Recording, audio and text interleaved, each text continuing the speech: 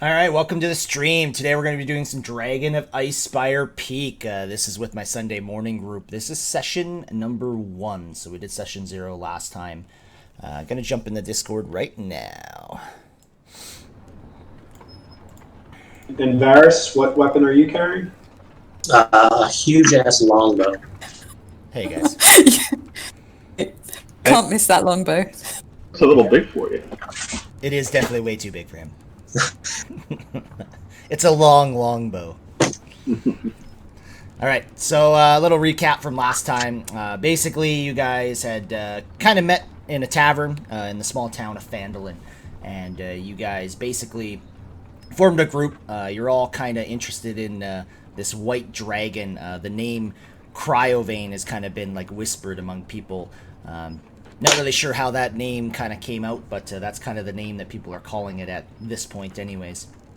And you guys knowing full well that dealing with this dragon on your own would be quite difficult, so you formed a party, and now you guys have also somewhat realized, even with all of you combined, taking on a white dragon still might not be the best idea, so you guys have tried to find other ways of maybe making yourselves stronger and whatnot. So you guys kind of searched around Phandalin. You found a quest board at the Town Master's Hall, and you guys have accepted basically 3 jobs. And to be clear, you guys took all those notices off that board.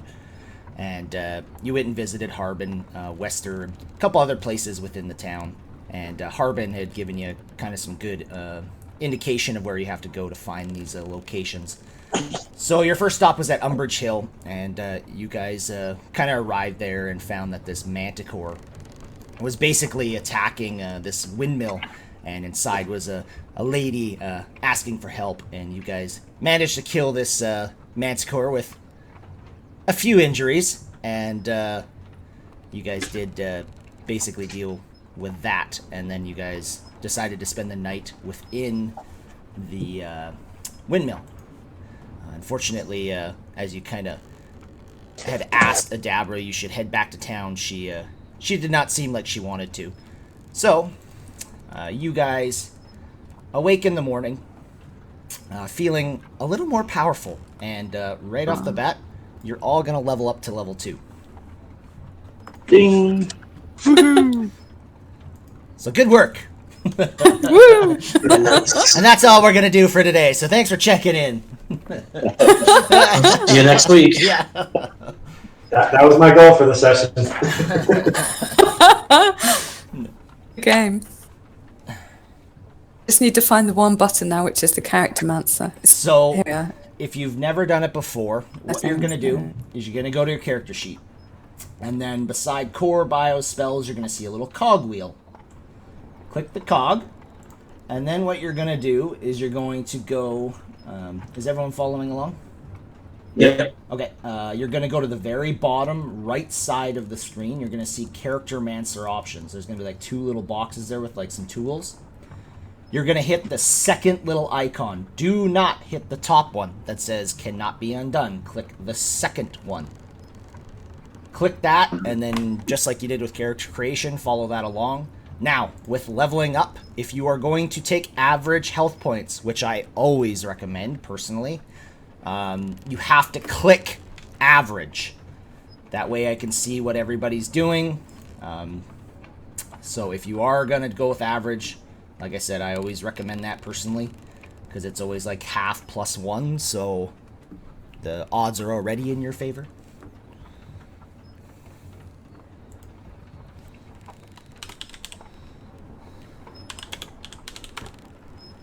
A better average than everyone, except Ferris. Guys, just so you know, I'm going to go for Circle of the Land rather than Circle of the Moon. Land. Yep, uh-huh. Zanus already doesn't like this idea. I do not allow. Jedi, Yes. Jedi, you can so exiting wild shape is a bonus action, right? Yes. You can do bonus action at any point in your turn, right? Yeah, so you can do... So I can move, then go out of wild shape, then cast, for example. Well, Okay. yes, yeah. Yes, you can. You can do that.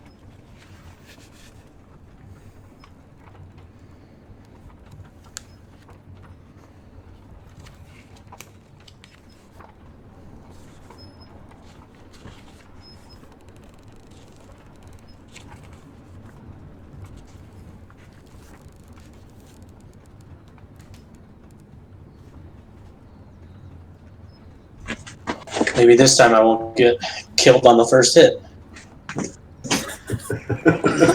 Never You know. weren't killed. You were almost killed. Well, I was taken down. You were unconscious. Close call.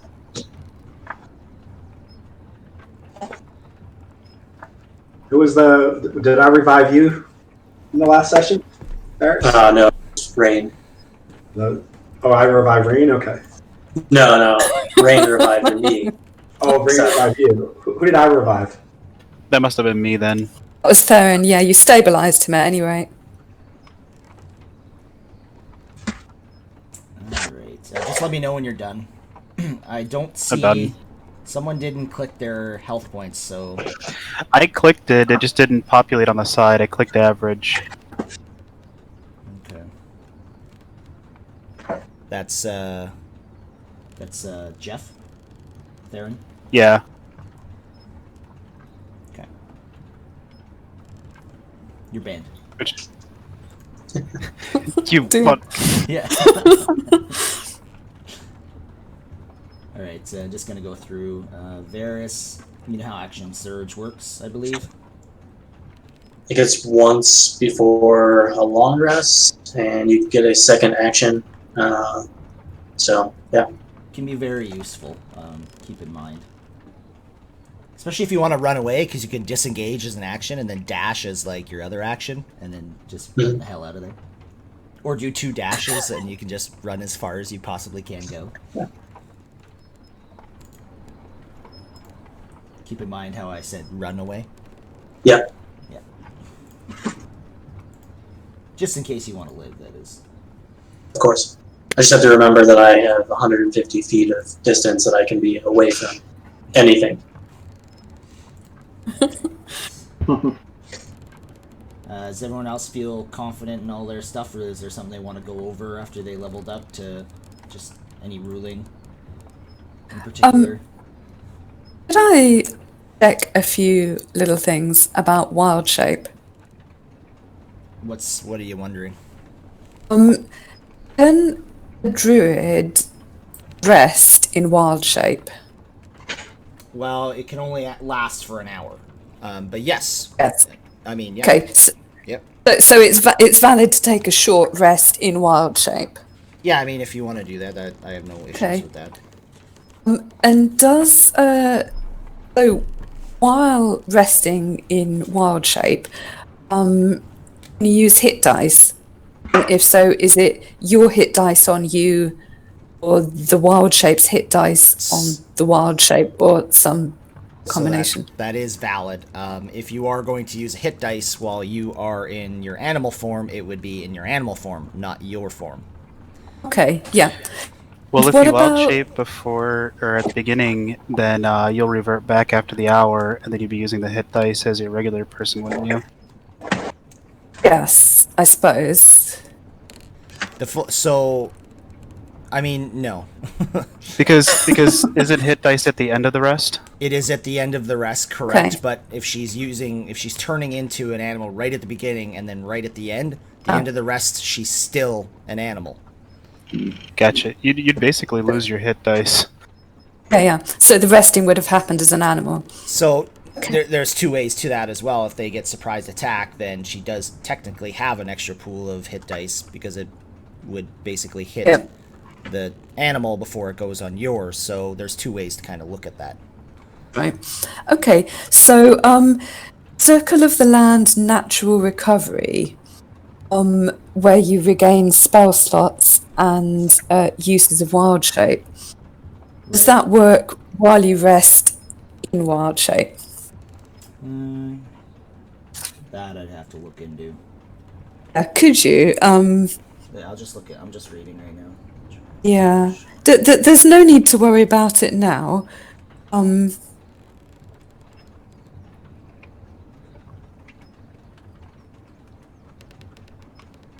Yeah, I mean, I would be okay with that. I don't really see like I'll write it down and I'll give you an actual ruling Yeah. later on that. But from what I'm reading, I mean, no, it should be fine. The only exception I can see that is if you were to change into a beast or whatever that actually had spells, which we know that's not going to be happening. That would be the exception where if you wanted that creature to get spell points back. Yeah. No, absolutely. Yeah. No, this is just for recovering spell slots. Yeah. It says a combined level that's equal to or less than half your druid level. Natural recovery. Yeah. I would rule it personally from what I'm reading and just what I see now. Okay. Basically, Yeah. you would recover your spells even if you were in your wild shape for the rest. Okay. Yeah. And can you and so you also recover the wild shape use during a short rest, right? It says you regain expended uses when you finish a short or long rest. Yeah, because you've used that slot after you at the moment you cast it, you've used that wild shape. So if you take a rest for an hour after that point, then you would get another one back, or however you get back. Yeah. If you know what I mean. I have one more question. Is that okay? Just give me 2 seconds. I'm writing all this shit Okay. down. You're really drilling him today. Jesus, yeah. Couldn't have done this before. Like, oh my god. Okay. I was just throwing around some ideas of how to work with wild for shape. sure. Yeah. Totally respect that. Okay, go on. Yeah. Can a PC rest while being carried? Can what? Sorry. A PC, can you take a rest while being carried? She wants to transform and crawl on top of us while we carry her around. Busted. Now I see what your plan was. That is a very good question, and honestly, I do not see why not. Would Okay. you? Because you're not doing anything. You're No. just literally resting on someone's shoulder. I know, but if you transform into the animal, you have the animal's hit points. So, what are you healing exactly? This isn't about hit points This now. is This is about about the natural recovery. Recover slot- spells or something. spell slots and Yeah. wild shape users. So now I see where you're getting at with everything. Now, okay, I see. But jeez. Resting. Wow. Turn into a mouse. There, I got a big box written now to fucking research all this shit. Great. Thank you. If you, I have a question. If you're done with all your questions, I am done with all my questions. I have on my spell list a spell called Magnify Gravity. Oh, yes, Ooh. yes. And you're wondering if you can actually use it? Yeah, Yeah, I'm fine with it. it's kind of interesting. It might be good at range. Yeah, it's like the only range thing I have. I'm looking at. You just don't have it right now, is what you're saying. No, it's a spell I can take. I Yeah. just got spelled the second level. Yeah. You're just wondering if later on you can use it, is what you're saying. No, if I could take it now and use it. It's a second level. I just got spells. Oh, yes. Yeah, no, you can take it. I just didn't see it there. That's why I was wondering. Oh, yeah, and Fog Cloud you get from for being Triton. Triton. Correct. Yeah, I see now. Okay, that's kind of cool. Do that. And cure wounds and bless. Keep in mind, guys, whether it's known or prepared, please just click the little circle beside your spell so I know what you actually have known and what you have prepared. I have some people that like to add every single spell from their class list, and it gets really confusing, so I just prefer to see the red dot. If the red dot's not beside your spell, then you can't use it. DM laws. Anything else? No. Okay. So we're all good? Everyone's happy? Yep. Alright. Everyone's done leveling up, I believe. Almost there. Yeah, I just had that one question. Okay, this looks like it's about everything. Okay, right.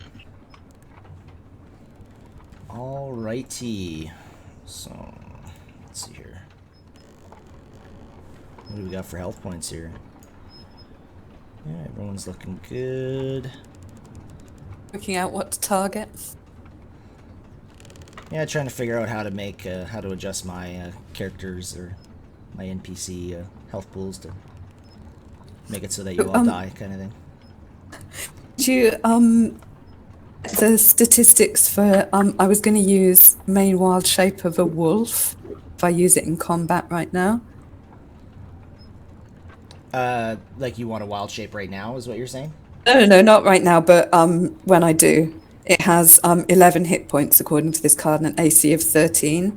So, with that, with wild shape, it's always going to be a roll for your health points, just so you know. Okay, yep. So it gets dragged on. So actually, I already got a wolf ready for you. I know you said dire you. wolf, but that's a CR of 1. That's right, no, leave that. That would be if I was going with Circle of the Moon, but yeah, just a regular wolf. Correct. So you should see in your journal now, you'll see wolf there. So yes, there we are. So So if I drag that on, So you should be able to drag that on, correct? Usually I have to just adjust the, like the vision of it. But when you throw it on there, it'll automatically roll your health. So it's already Okay. randomized. want me to try that now? Yeah, go ahead. Maybe just... When you do it, you have to cry out, "Wild shape."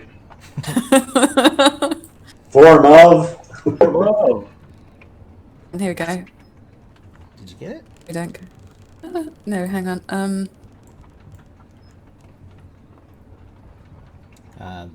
If you have... Oh, there you go. You're right by the windmill at the bottom there. Now, you might not see it because you don't have any of that shit, but there you go. Now you should be able to see. There's excellent. So you Yeah, should wolf. see, and you should see its health is automatically rolled. So you got a good roll on that one because you actually have more health than 11. Yeah. Oh Excellent. no. Yeah. So now keep in mind, sometimes you can get the shittiest roll. Sometimes you get a higher roll. Yeah. It's odd. It's just random. So keep that in mind. And don't be afraid to just be like, oh, you need to adjust, the dark vision or whatnot, especially when you're like using a lot of them. But that's just how I do it. It's just nice and easy. You can just drag it, Yeah. you throw it in there, and then what I do with your token is I just put it on a different layer, so you can't see like in two different spots, Okay. kind of thing. Okay, so to get shot of the wolf, do I just drag it back? If you want to get rid of it, I can just get rid of it. Okay, yeah. Or you might be able to just like delete it. I think if you right click, maybe. I'm not I sure. hesitate to delete in case that Okay, well I'll delete it. deletes it completely. Yeah. Yeah, there you go. I'll let you be responsible for that. Okay, Yeah. that's no problem. Okay, cool. All right, everyone else good? Yep. Okay. Yep.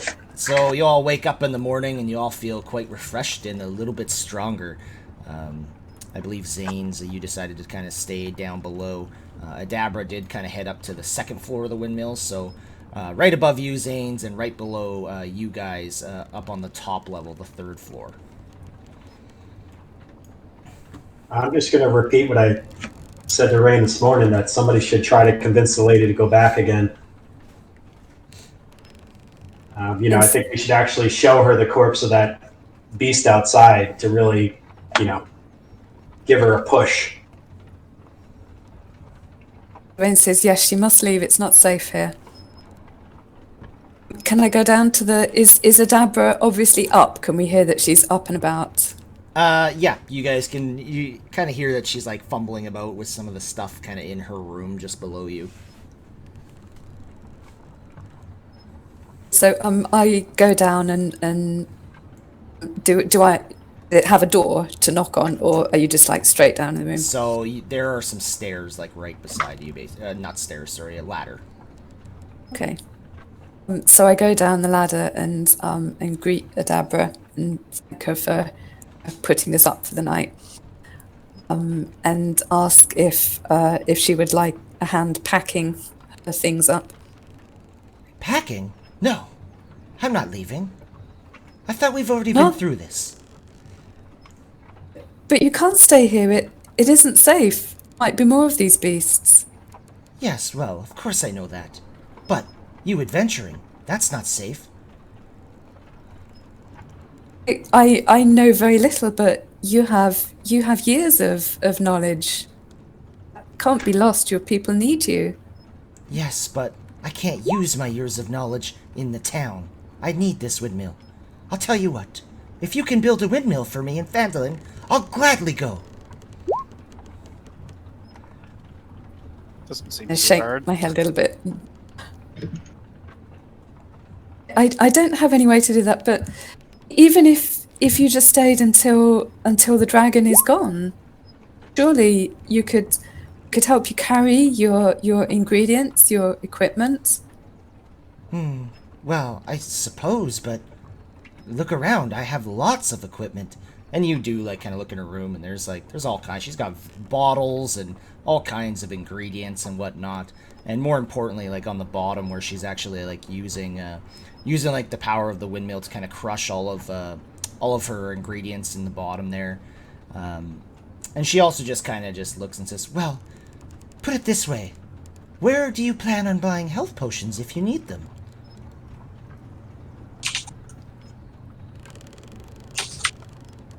This is what if you should die, there will be no more health potions. If I leave, there will also be no more health potions. And I won't have a home. In size. Can I go down the stairs or the ladder? Yeah, I would have followed her down Okay. also. Yeah. I just Yeah. don't know where to go. Sure. So Rain looks around at you guys for help. I guess I'm going to go over and say, can you come outside with us for a minute? Sure, of course. And you guys all kind of head back down to the bottom there. Varys is in the middle of the windmill. Getting Just hanging crushed to out. death. Yeah. And Varys is now dead. I pick up his longbow. New character. Ah, too slow. So I'm gonna lead her out to the carcass of the beast that we slayed. Sure. I just follow at the back behind everybody. Same. That too. She just kind of looks at, oh, that's nasty. I'm gonna take my glove hands and like open the beast's mouth and show it the fangs and the teeth. Grab the tail and like show it to her and say, you know, there's a lot more dangerous things out here than this beast. Oh, of You know, course. a lot more I know A lot that. more dangerous things can come and destroy your windmill, destroy all the things inside, and destroy you. Yes, I believe you're right. You know there's a lot that can destroy you too, right? I suggest maybe you go back to town. Well, the next time one of these beasts comes, we might not be here to help you. That is a risk I am willing to take. You do your part on adventuring. I will do my part and try to help adventurers with making health potions. I have many customers. I'd like to persuade her again. Sure.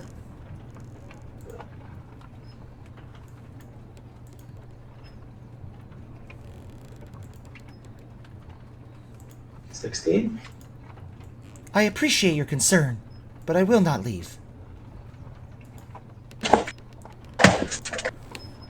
All right, I just look to the group and sort of shrug. Jedi, could I go behind the Manticore and pull my scimitar out and try to basically hit some type of nerve to make this thing move to potentially scare her into Sure. leaving? Booga booga booga. Sure. What do you want me to roll for this? Well, first of all, you got to move up to it. Yeah. Yep. All right, and you just want to attack it, basically. I mean, I want to, I guess, be more precise in trying to hit something potentially that would cause it to jerk. Okay. Like, just give me an example where you're gonna attack it. Uh, I mean, it's dead. I mean, It's been over a yeah. night, right? So. I guess we'll go for somewhere near like the spine-ish shoulder region. Okay. Dead all night. It's probably pretty stiff. Yeah. It's like going into rigor mortis, like anything really would. I want to, while he's doing this, whether it works or not, I want to cast Minor Illusion to make sure it looks, to make it look like it works. Okay. Okay, sounds good. So you guys have discussed what you're going to do here, then? Yeah. Okay. So you kind of like get up to each other and start whispering, or what? Okay. Yeah. Well, Theron is watching this with just like confusion. And you can tell she's perplexed. like looking at you guys as well, and she's just like, "What are you talking about?"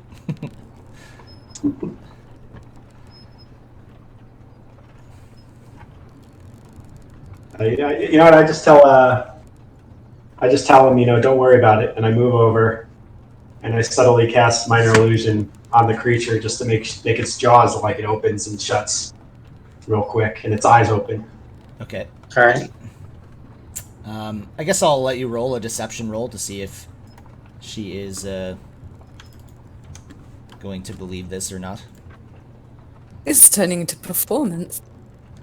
Yeah. Oh Oh shit.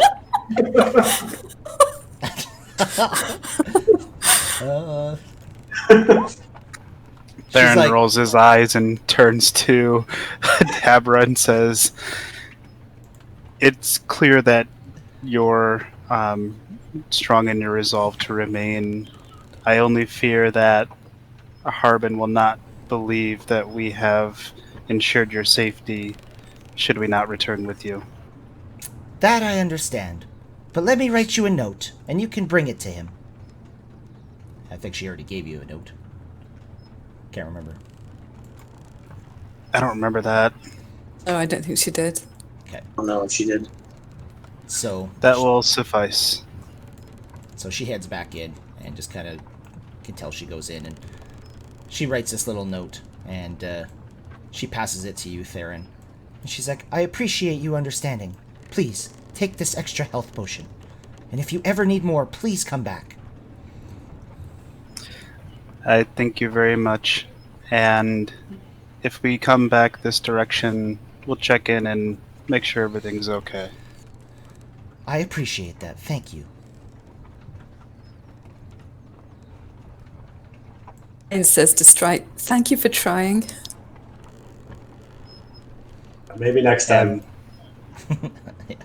There's always another time. We tried really hard. I don't think she was ever gonna come with us. She seems extremely, firm in her resolve to stay. I think this note is probably the best we can do. You can always tie her up. I do have a sack of manacles. Or threaten to burn down her windmill. Yeah, that too. Anything like that. Or just get mad completely, whatever, Why would anyone ever do that? I don't know. There are some high elves out there. You just never know. Should be a Ferris really bad grabs his person. torch and his tinderbox. Yeah. Leave it. He puts them away. So I'll put the note into my sack. Okay. Strike mumbles stubborn old bat and then says, do you guys want to head down to our next destination? Rain says, which is what? So I can show you guys the map. Nomengard or the Dwarven excavation? Nomengard seems to be the closest. Yeah, so Nomengard's got to be less than, kind of 10 miles to the southeast, right? Too far? Nomengard it is. Yeah. My retainer recovered those lost javelins, right? I don't know, did they? I asked her to. Okay, yeah, that's fine. Can I check and can I recover any of those arrows, or are they gone? Half your arrows you can find. I have profited one javelin. No, just kidding. I'll give that back to Rain. Thank you. I'm just trying to find where. Here we go. Yeah. All right. Still on my list. Excellent. Okay, thanks, Tim.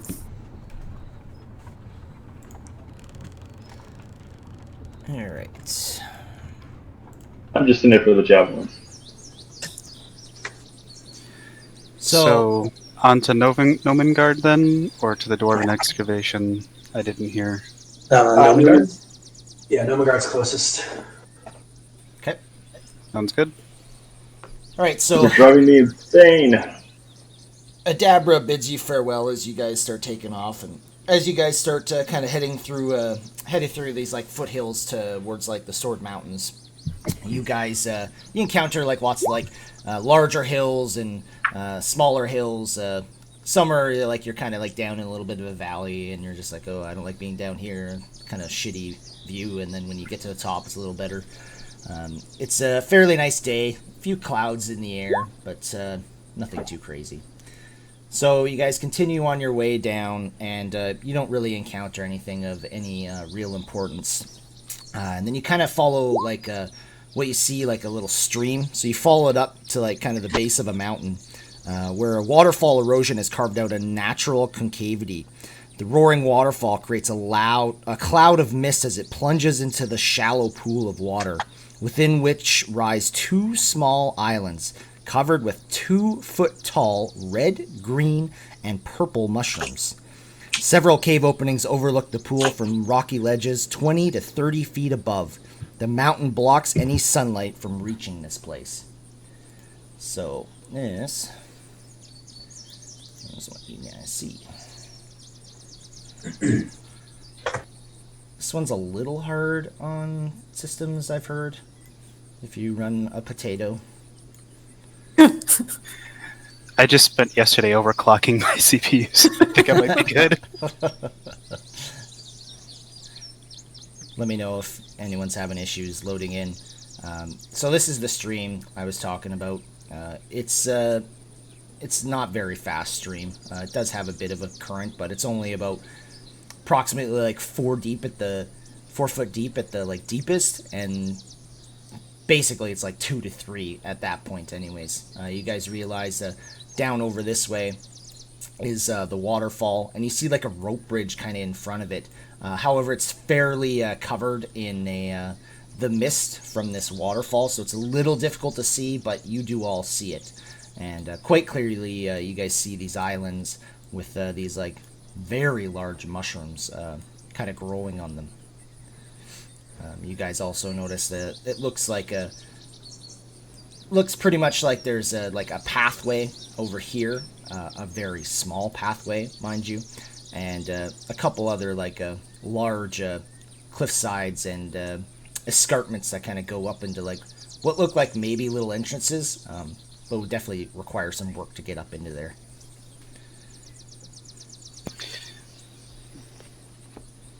I know anything about the mushrooms. No.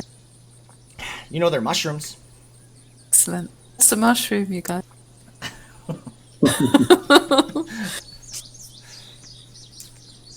Thank you. Hey, no problem. I guess I point out the path and say, do you guys want to try to head up the path or just... I look longingly at the stream and go, okay. Darren goes over to take a look at the islands of mushroom. Sure. And I'll look at like the green one first, and do I notice any like kind of like smell or anything about it that would indicate like does it smell good, bad, nothing? So you don't get too much of a smell from either the purple or the red or the green mushrooms. The red one does have like a little bit of a smell that kind of like stings your nostrils slightly. Also, when you're looking at it, it looks like almost a little like wet almost, kind of a little slimy. The green one looks completely opposite, and it looks like very dry, and it almost looks like it's about to kind of like fall apart, and it looks like even if you were to touch it, it might just like kind of just that piece would fall right off of it. It looks very dry to you, but doesn't really protrude with any. That's a little loud. The waterfall, isn't it? It is getting louder. Yeah. Must be like right underneath it. Yeah. And you're underneath the waterfall all of a sudden. Saying this, ooh. Yeah. Ooh.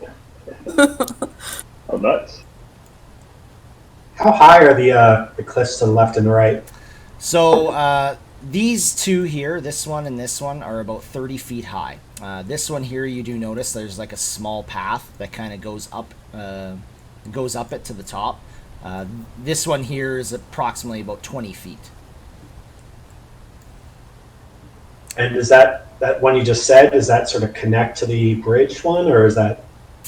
No, this one up here, these ones up here near the bridge are approximately about 20 feet. However, those ones look quite difficult to climb, just with all the mist in the surrounding area. Like, Theron, as you're kind of like getting to this island here, you're noticing it's even starting to get a little bit difficult to look around. The mist is starting to intensify around you. I'm just going to jump across the stream. I don't get wet. 10-foot running start, and you should be able to easily do that as long as your strength is over 10 feet. Or Yep. 10. Yeah. 12. You're good. So take a look at the purple one. How does that one look? So the purple one smells really sweet. It smells actually quite pleasing to you. It doesn't really look any different. It definitely doesn't look like a very dry mushroom. It doesn't look slimy or gross. But it is definitely it's definitely like really, really good smell. You like it. I'll take a bite of the purple one. Okay. Like, legitimately? Yeah. Okay. He takes a piece off and eats it, sees how it is. Sure. Give me a Constitution save.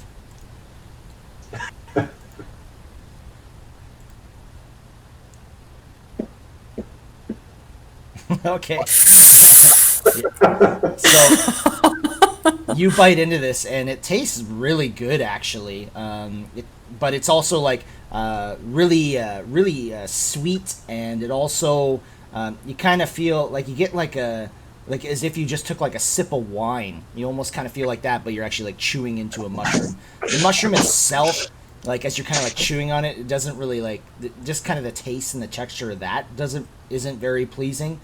But just like the actual like almost like the aroma and whatever that it gives, you just it tastes really good. So you say they're large mushrooms, like how big? Like They're like 2 big, feet tall. gigantic? Oh man, that's too big. You're gonna eat All a right. whole one. I was gonna take one to put it in my bag, but that's a little big. Yeah, they're You don't huge. need the whole thing. Yeah, they're huge. I'll leave it then. Strike is giving you a look. It's like, what the hell are you doing?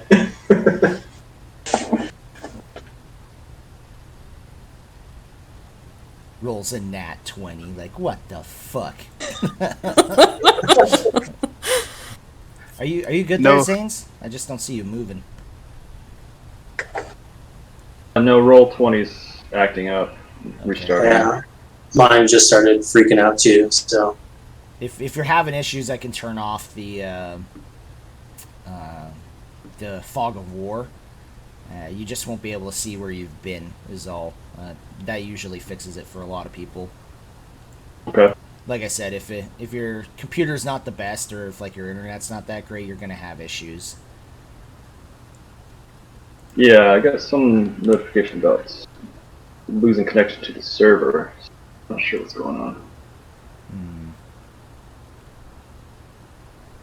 Do you guys want me to try turning off the fog of war?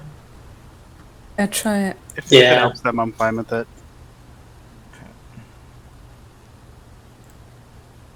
Okay, there you go. Everything I'm seeing is just kind of delayed. Yeah, it definitely is a little smoother. Yeah, Yeah. that's good. Can I just wade across this stream? Yeah, for sure. Kind of in the middle. It's a little deeper, but it's not very deep at all. It's like 3 feet. It's okay. I already went for a nice swim. Can you move now, Zanus? It's still loading. Yeah, but it looks better. I'll just move you down. Whoosh! There you go. Do I see anything at the top? Yeah, you do. I'm just kind of waiting for everyone to load up here. How you working out there, Zanes? Is it getting better? It might help to, I guess, close the browser or reopen it. Yeah. Give roll 20 a little boost. Okay, I can see myself now. But that's it. It's all It's all black? I think he cut out. I'm just gonna apologize to everybody now for wasting my nat 20 when we eventually get into combat. I have no problems with this at all. I'm a little bitter. I rolled a 1, you rolled a 20. At least you got your one out of the way, though, right? Yeah, we'll see. I'm gonna restart the browser. We'll just wait up. Yeah, just move me along, yeah. Okay. So, do we got 2 people on top of Strike and Theron? I think you guys are you're either making out. I don't know what you guys are doing there, standing together. I don't know. I was just standing here and he came over in Just- my personal bubble. All right. So yeah, you guys do get to the top, and you see kind of what looks like a little bit of a T kind of just in front of you. It also looks like there might be something up farther ahead as well. As you guys kind of step into these caves, you can definitely tell the the sound of the waterfall definitely echoes through this area. So keep that in mind. It's always kind of like in the background. You know that it would definitely be harder to hear things in here, but also harder for other things to hear you. You bring Varys yells up to the group, should we proceed stealthily? Yeah, I'm gonna do stealthily, but I'm also gonna look for traps right where I am. Okay. So I'm guessing I didn't hear where I am, so I'm just moving as normal. So Theron, as you kind of step ahead, you notice like this room's kind of got like some several like small dining tables, definitely like for smaller creatures, and you notice like a stout wooden cabinet kind of right up against this wall. It looks like it's got like dishware and utensils and whatnot inside of it.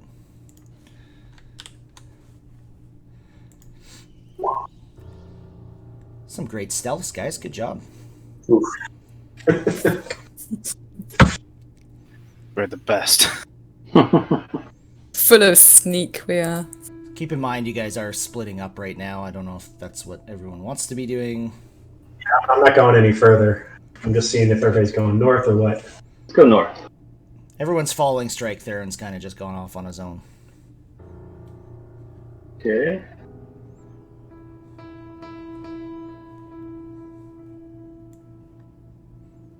All right, Strike.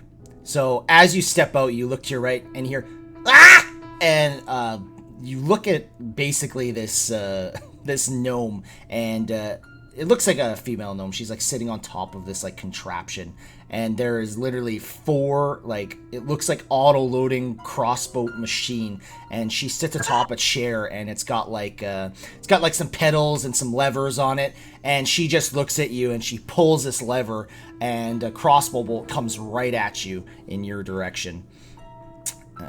Did I hear that? Ah! No, you did not hear that because of the waterfall sounds. Okay, I'll just keep going up here then. Okay, and this thing, basically this crossbow bolt goes right past you and hits the wall in here, and it like makes a thud right in there and sticks like into that wall.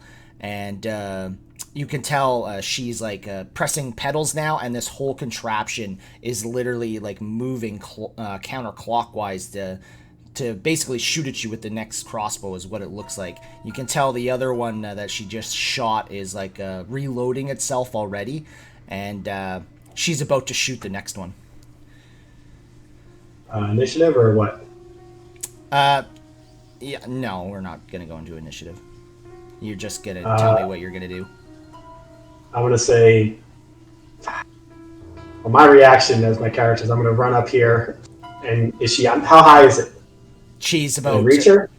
It's very tough to reach her. Not to mention that you'd have to reach around all of these crossbow, like this whole contraption, and she sits atop it. She's about 7 feet in the air currently. Okay. Then I'm gonna just run back to here and say, "Halt! Halt! We don't mean you any harm. Yeah, who's that? Stop. We're here from Fandolin. We came to request some help for the fighting the dragon." Dragon? Where? The dragon that's attacking Fandolin and the people around it. But not here. No, not here, not yet. Oh, But maybe, can you stop firing your crossbow and come out and talk to us? and like as a question / remark, friend? Yes, friend. Strike says grudgingly. Friends like this. Okay, friend. I'll sheath my sword, which, and I'll just peek around the corner and I'll slowly step out. So you can tell she's like holding this this other like handle, the same one that she moved to like shoot you with, and she's like holding it, almost like shaking, like looking at you.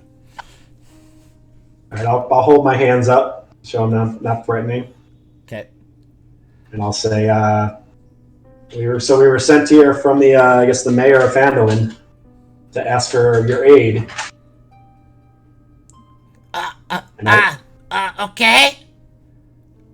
Is there anything you could do to help us with the dragon? We were told you might have something. No, I shoot. And you can tell as you're talking to this gnome, she is most definitely not the brightest gnome that you've... You're pretty sure gnomes are a lot smarter than this, just the way she speaks, and doesn't seem very smart. Is there somebody else we can speak to? Inventors in cave. North? Up. I'll point north. Up this way? No, behind me. Can we go that way, or? We? And I'll just. Yes, there are a few of my party here. If you like. 5? 5? Oh, okay. No trouble. No trouble. Okay. No trouble. And you can still tell that she's like holding this like this lever, and she's still shaking like you're not really sure if she's gonna do it or not. Can I persuade her to get her hand off that lever? Sure, you can try.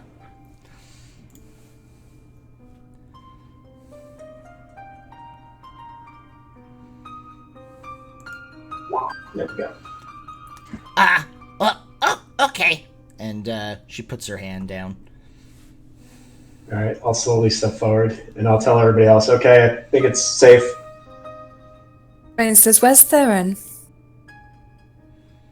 Who? Theron. Who's I that? don't know who that guy is. Monk kid. Is he? And Okay, is there so anything? Is there anything else in this room, like along the walls, or any tables, or anything like? No, there's literally nothing in this room. You do notice like a bunch of crossbow bolts kind of over in each of these like little alcoves. But other than that, there's nothing else in here. Okay, Rain's actually going to head up north and see if she can find Theron. Okay, Right, sounds good. I'll wait here. I won't go any further. I'm looking at the machine now. How many crossbow bolts does she have that she can reload with? So as you're kind of like, there's 4 crossbows attached to this machine, and each one you can tell has a bolt in it currently. And like kind of like in the contraption, like in the middle of this, it looks there's got to be at least 20 to 30 arrows inside of that. Okay. So it's most definitely like an auto reloading like crossbow machine. It's pretty cool. Varys will ask her what she was defending against. Intruder? Anyone in particular, or just random intruders? Intruder. I shoot anything.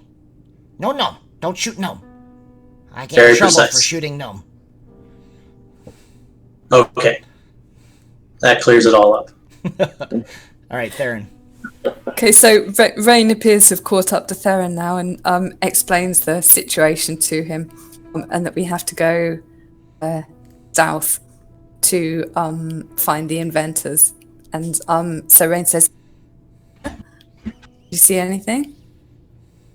I was just about to see what's through here, and I'll knock on the door. Okay. So, you knock on the door, and somebody says, "Yeah, just come in!"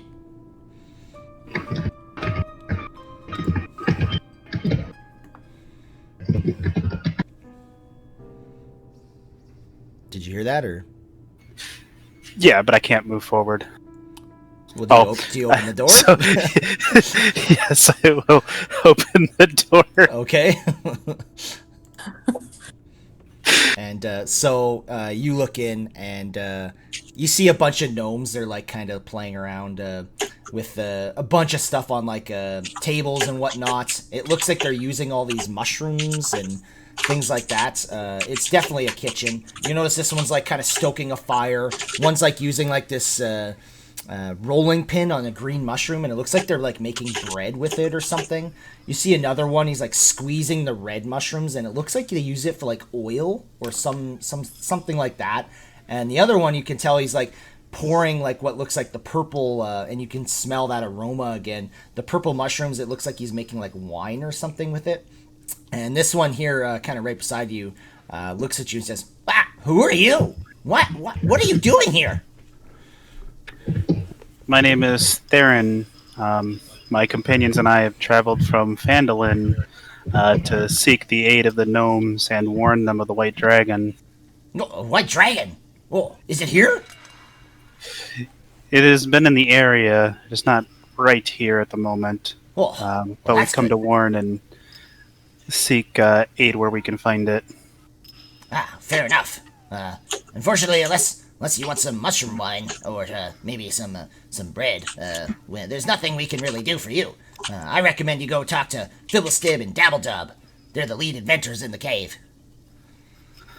Oh, that sounds delicious. May I have some? Ah, well, yes, of course, for a price.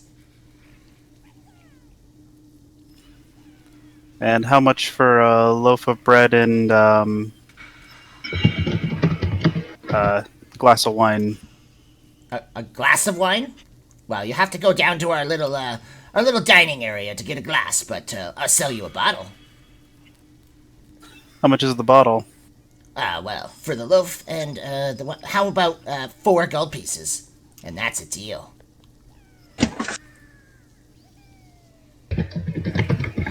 4 gold for 1 bottle and 1 loaf? Well, this is good wine. Hmm. And says to Theron, perhaps we should go. Yeah. Well, it smells good, but I just don't know that it's 4 gold good. But thank you anyway. Okay. I assure you. Where it's can we fine go wine. to talk with other? Where can we find others that can help us against this dragon? Ah, like I said, I would go talk to Philistib and Dabbledob. We're just the chefs. We don't really have anything to do with any of that stuff. Keep in mind, our king he's gone a little crazy lately, but they should be able to give you more information. And where can I find them?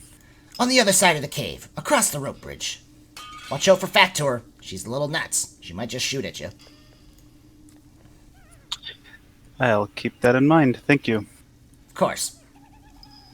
And you can tell, like, Yeah. he kind of goes back. He's like goes back to. It looks like he's like forming like a bread, like this loaf, and he like kind of sticks his tongue out, and he's like trying to be like this masterwork bread maker kind of guy. 4 gold for a loaf and a bottle. Oh my god. Great deal. Strike looks obviously frustrated and says, "What are you guys doing?" Rain says, Theron needs a discount. Perhaps you could help. They want Yes. 4 gold for a bottle of wine and a loaf of bread. I'm not paying that. I mean, the mushroom was good, but not that good. You seriously want me to negotiate with these fools? Rain laughs and Nah, says, no, I don't They think so. they think pretty highly of their wine, and it might be good, but I'm not willing to spend that. So let's get back to the task at hand. We got stuff to do. I know, brush past Zane. And go They keep said going. to talk to Philistib and Dabbledob, and that they're on the other side of the rope bridge. Come on, guys.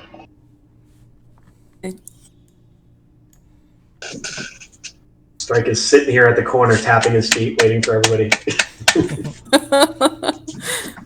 And follows Zaina's back. And he's going to slowly peer around the corner where the crossbows are. So as you guys Before are up he- there, Factor is kind of like looking at you, Varys, and just saying, "Well, nice bow, cool bow." There says, yes, this bow is extremely huge, and I'm the only one that can use it. Yeah, it's like 2 of me. I can't use that. I do like your instrument of throwing that you have here. Yeah, crossbow machine, very deadly. How What- fast can it shoot? How fast? Yes. Fast. Want to see?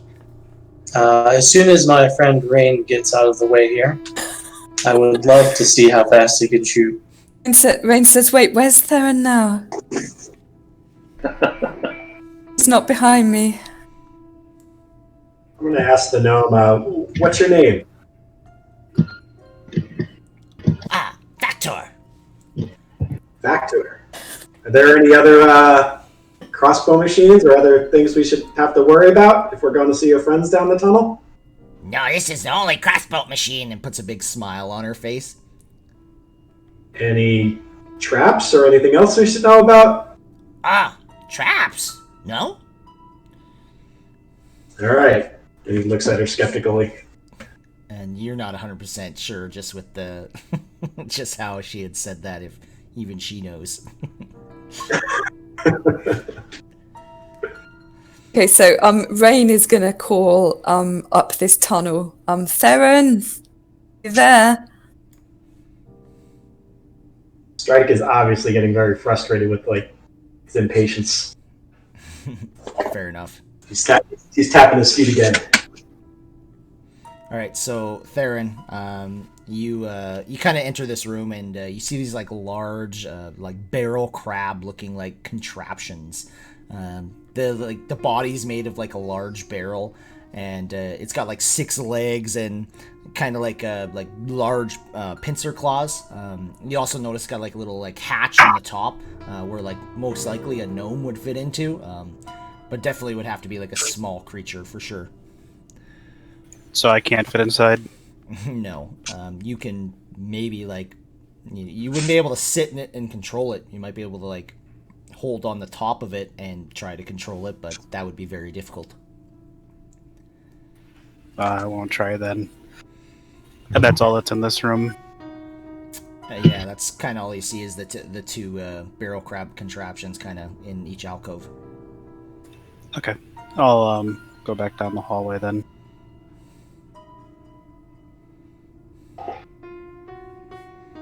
So Rain is looking out for Theron. She says, "There you are. What did you they find?" have these weird barrel contraption things. Look kind of like crabs. Look like they sit in them and drive them around. I couldn't fit in it though. Strange. Now go carefully. This is our friend, and she has a crossbow. Several crossbows. The Like one in Rain each slowly hand? moves. And ah! And she shoots at you, Theron. Damn it! And she is gonna hit you. Strike smiles because he sort of is pleased because he was taking so long. And does 4 damage as his crossbow bolt kind of glances off your the side of your chest. And watch out! And says, "No, friend." Friend? Yes. Sort of. Well, obviously she can't count because you told her 5. Like I said, she's not very smart. What was that for? I didn't know friend. She says, "Yes. Sorry. 5 friends."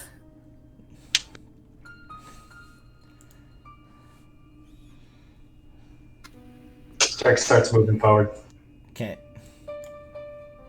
And you can tell Factor is looking down at the ground depressed with herself. Sorry. I should be able to... I suspect you're only doing your job.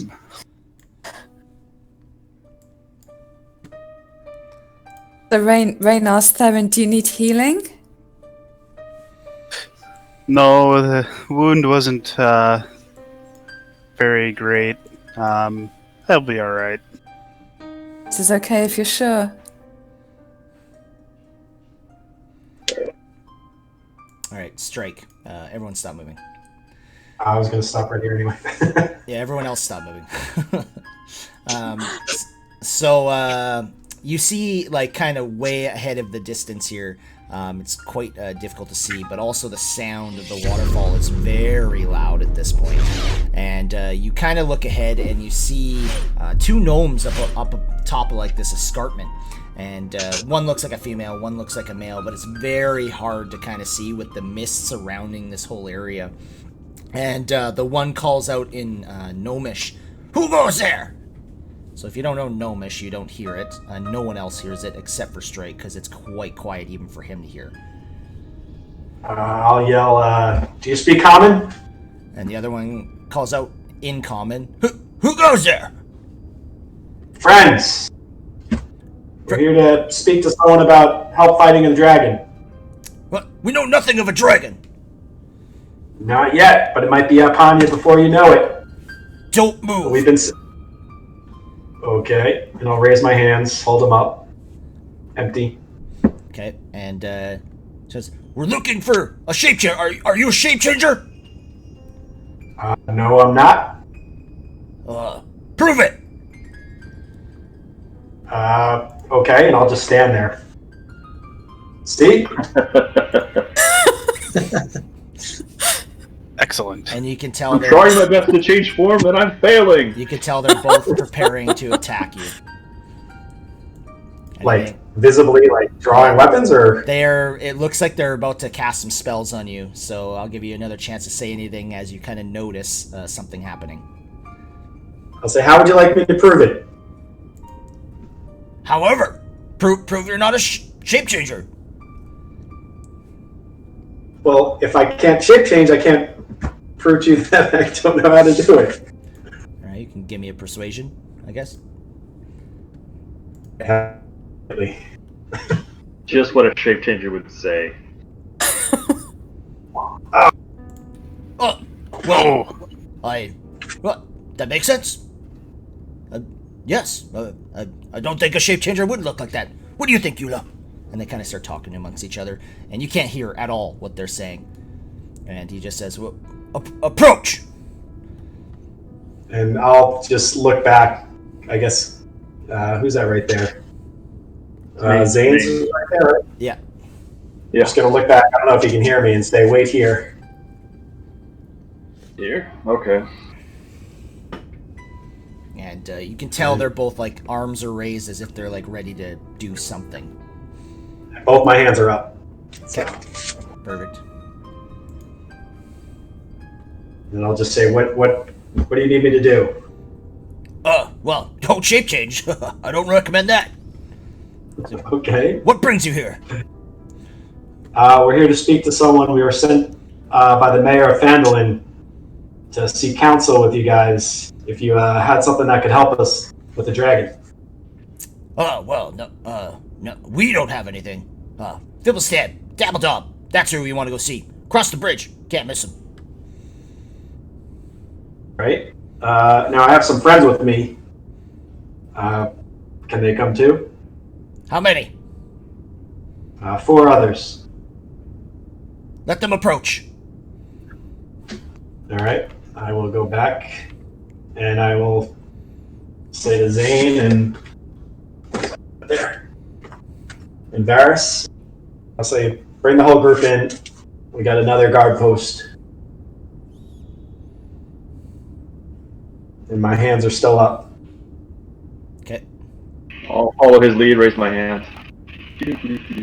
I'll put the bow on my back and raise my hands as well. They're all just looking at you. 5 in total. Okay. Fair enough. Be careful on the bridge. Okay, do we need to worry about any other guard posts or anything else so we don't get shot? Oh, I guess you'll find out. And he puts like a smile on his face. Good luck. Did Rain hear this conversation about shape changes? No one heard anything except for Strike. And as you guys are definitely getting into this room, it's quite misty, and the sound of the waterfall is quite loud. Can I persuade him to tell me if there's any other posts up ahead that I should worry about? No more guard posts. All right. They seem to be on edge. What's going on here? Oh no. I think they're just little people that are worried that they're just going to be hurt by something bigger. You see Strike flex his arm a little bit. So, as you kind of come out here, the sound of the waterfall is quite loud at this point, and it's very misty here, and the rope bridge looks quite unsafe. However, still definitely possible, especially if you take your time and go really slow. But you also notice, like, the bridge itself, it's about 35 feet long, approximately. You also notice, like, kind of right to the water is about 20 feet, and the bridge does kind of sag in the middle, so it, probably about 15 to 10 feet right in the middle to the water. But, yeah. We can't see anything outside the strange. all black. And we can't move. Yep. Oh, shit. My bad. I can't see beyond. There you go. Yeah. Okay. Very dark outside. Very dark. I'm going to say maybe we should go across one at a time. It's probably a bridge made just for gnomes. Tend to be a little smaller than us. Rain sees that Theron is not following and goes back here and says, Theron! When nobody knew what was going on, I would have stopped and went back and asked the two gnomes. So, what is happening here? Everybody seems to be on guard and ready to attack. Yes, we're supposed to be watching out for a shape-changer, but I'm not allowed to talk to anyone at this point. Perhaps Fibblestiv and Dabbledob will have more information for you. So a shape changer is here that's been causing problems? Apparently. I really don't know. Just under Alright. direct orders. Well, that's alright. It's good information to know. Thank you.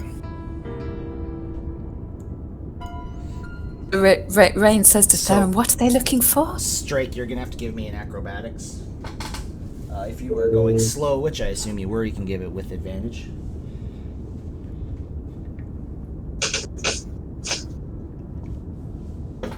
Yep, you're good. And the same for Varys as well. I go slow across the bridge. Okay. Yeah, you fall. Sweet. To my death.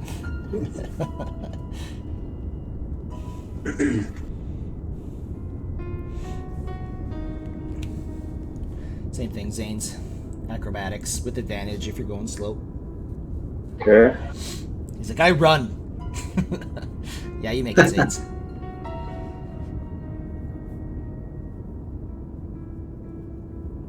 Acrobatics, did you say? Acrobatics, yep. With advantage. Ooh. Alright. No, that was the wrong button. Do it again. There we go. Oh, okay, yeah. It's a good thing, too. Yeah, you make it. Okay. And Theron. You said with advantage? Yeah, if you're going slow.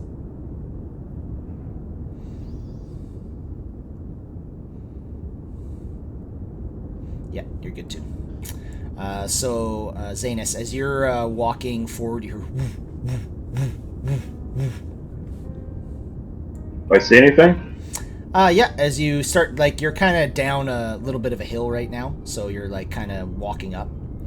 And as you kind of start to approach closer and closer, you notice that there's, like, these two giant spinning blades in this room, and they are spinning fast. Do they take up the entire room? Yes, they do. They pretty much go to, like, just under a foot between each wall and themselves. Okay, I call back down to Reyna down there. There's another trap up here. Lying gnomes. In size and comes up behind him. Spinning blade. Well, How do we stop them? Can they get past? You want me to take a look? It's like very narrow egress. So how much space is between the blades and the floor? They're actually quite short, so they're only about 2 feet off the ground. 2 feet off the ground, Yeah. and they're just level, spinning round at that level. They are pretty much level, but they also kind of have a little bit of a wobble to them as well. But they're quite level. Only we had something that was very tiny. So for example, would a ferret be able to get underneath? Yes, a ferret would be able to get under, but yeah, that's about it. Okay, then I be a ferret. Okay, Rain is a ferret. And in wild shape, Rain is kind of a grey, blue-tinged colour over. So small blue ferret. Okay, so I'm going to ferret here, and Okay, and then like walk across the other side. Is that what your plan is? and just walk underneath the blades. Okay, so I'm on. I don't call out that I'm on the other side, because I'm a ferret. Do I see anything? So as you are looking around, kind of just like right here, you see what looks like a lever, and it's currently in the down position. Down. Yeah. Okay. Does it look like something a ferret could manage pulling? It really does not. You'd have to push it technically, but it looks like you can definitely try. Like I'll definitely let you try, but you looking at it, it's like as big as the ferret. Put it that way. Okay. So I, as a ferret, I jump on the lever. Kind of swing from it. It's down. It's in the down position, so you have to push up on it to go the opposite way. So I'm a ferret. So I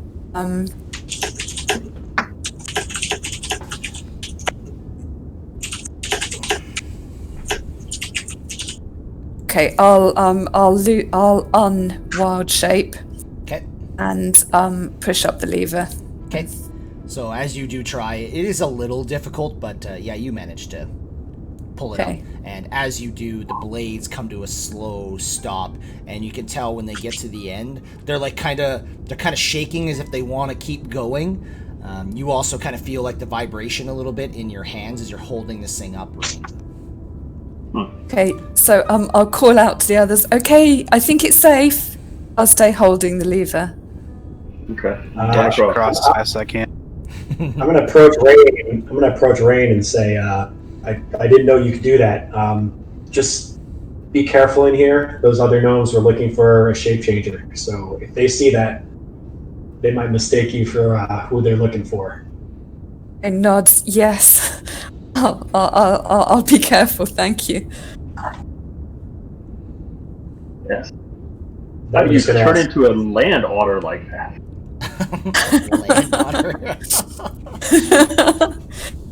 Rain says it's a skill we learn from studying in nature.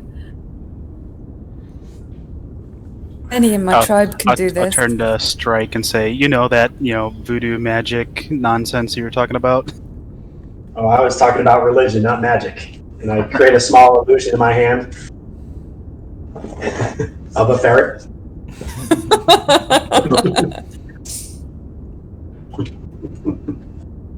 I said, let's get moving. Okay, are we all through? Okay, so I'll let go of the lever now. Okay. And as you do, yeah, they just start winding up again.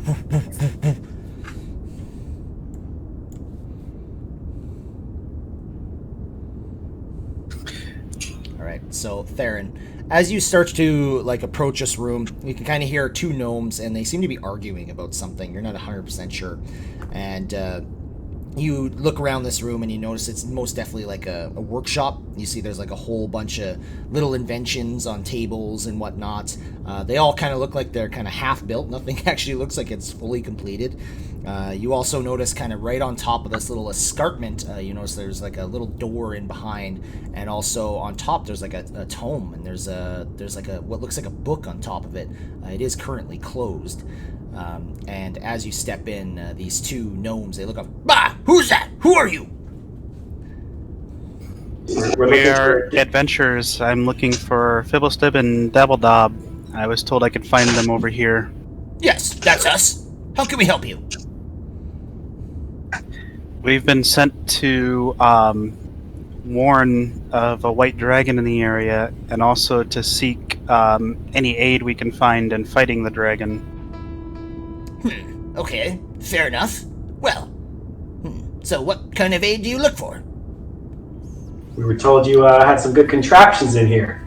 Ah, yes. You're quite crafty. Yes, we are. Well, nothing comes for free, though. Perhaps we can make a deal? What deal? Kind of deal are you talking about? Well, if you haven't heard already, our king, Corbos, he's gone a little crazy lately. And unfortunately, we don't really know what's going on, but he has said that he thinks there's a shape changer in here. He swears that he was almost killed. Personally, I think he's nuts, but you never know.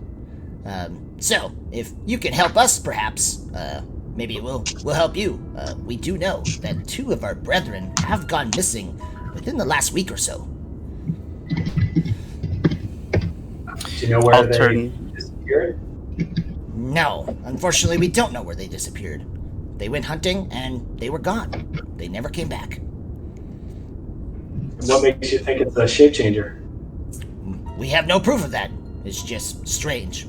Very strange. We had a party go out look for them, but no one ever found them. They usually don't stray too far from here.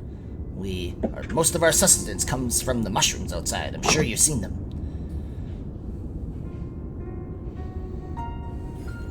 I'll turn to the group and say, the 2 gnomes at the post said that there was supposedly a shape changer here. If 2 have gone missing, it sounds like this could be the case. We should probably help them, and, they should be grateful in return. If you can help us, at least maybe help with, our king being so crazy, we will help you with maybe a couple contraptions. Yes, crazy part. Your brethren in the kitchens mentioned he was a bit crazy. What's happened?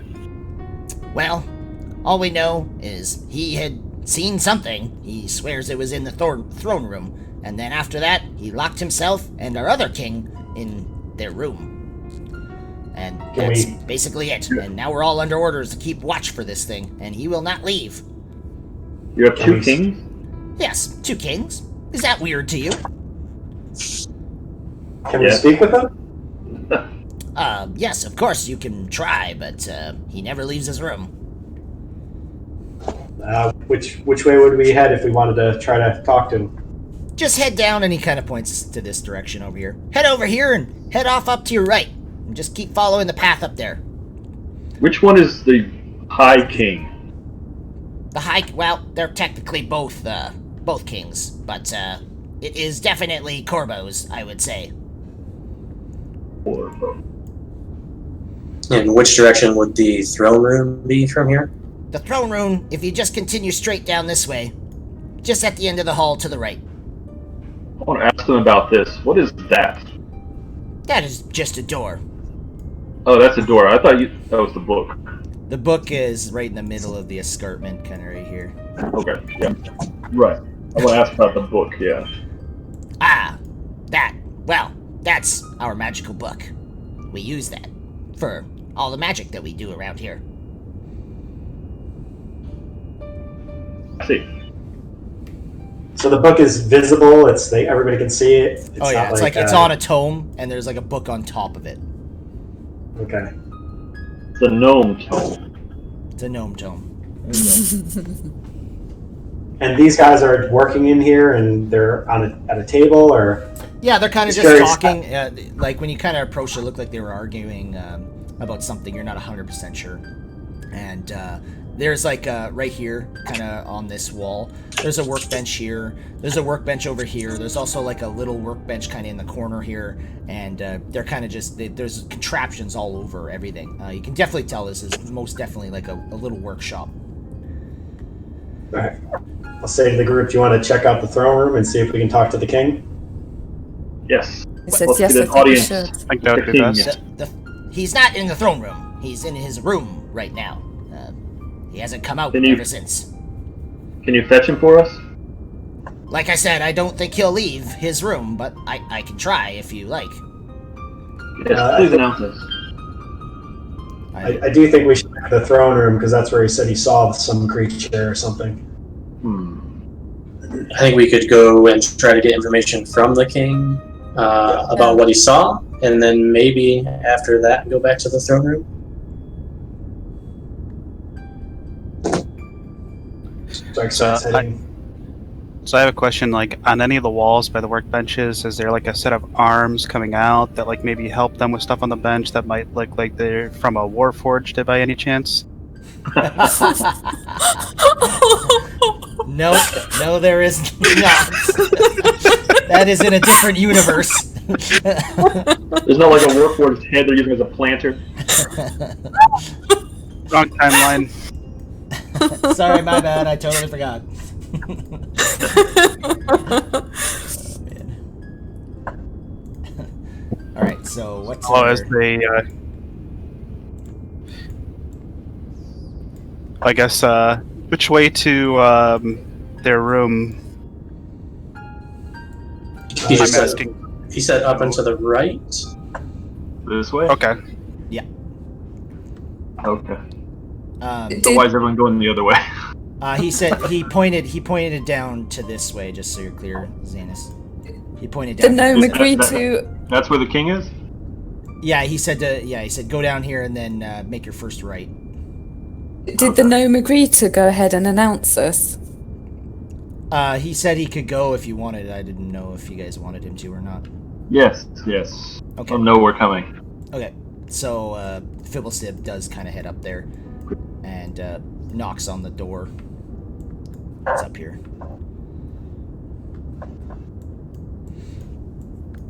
Way back and just a little bit and to give him some room.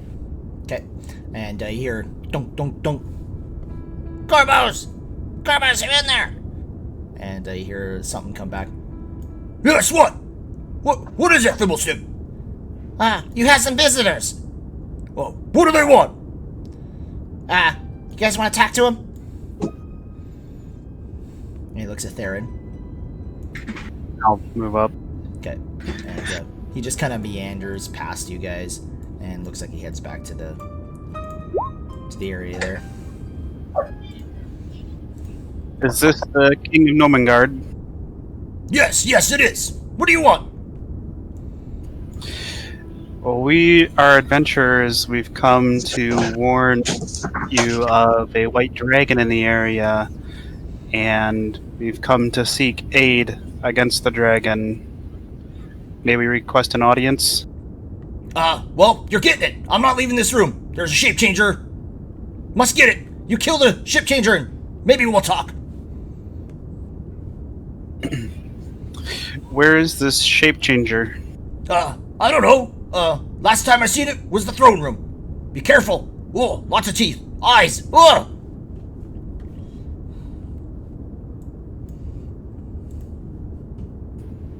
And I'll look back to the party. He says that we need to take care of this shape changer for him to come out and talk to us and help us. And the shape changer take anything? Strike is gonna just stay to What? Zane. Are you gonna head up with the group? Yeah. And when he walks past, he's gonna examine this door down here Okay. just to see if there's a lock. And It is. It looks sturdy. It does look like there's a lock, and it does look like it is locked too. Gonna be one of those thieves. I'll leave it for now. So I'll say back into the room. You say it's a shape changer. What form was it shaping into? Yes, well, it was a rug. Beware the rugs. It says rugs. It says it's a rug. And I'll say to Theron, he said sharp teeth. The rugs don't have sharp teeth. Do we have, as characters, have any knowledge of what mimics are, or no? Yeah, I mean, you guys can give me history to see if you've ever actually heard of one of them.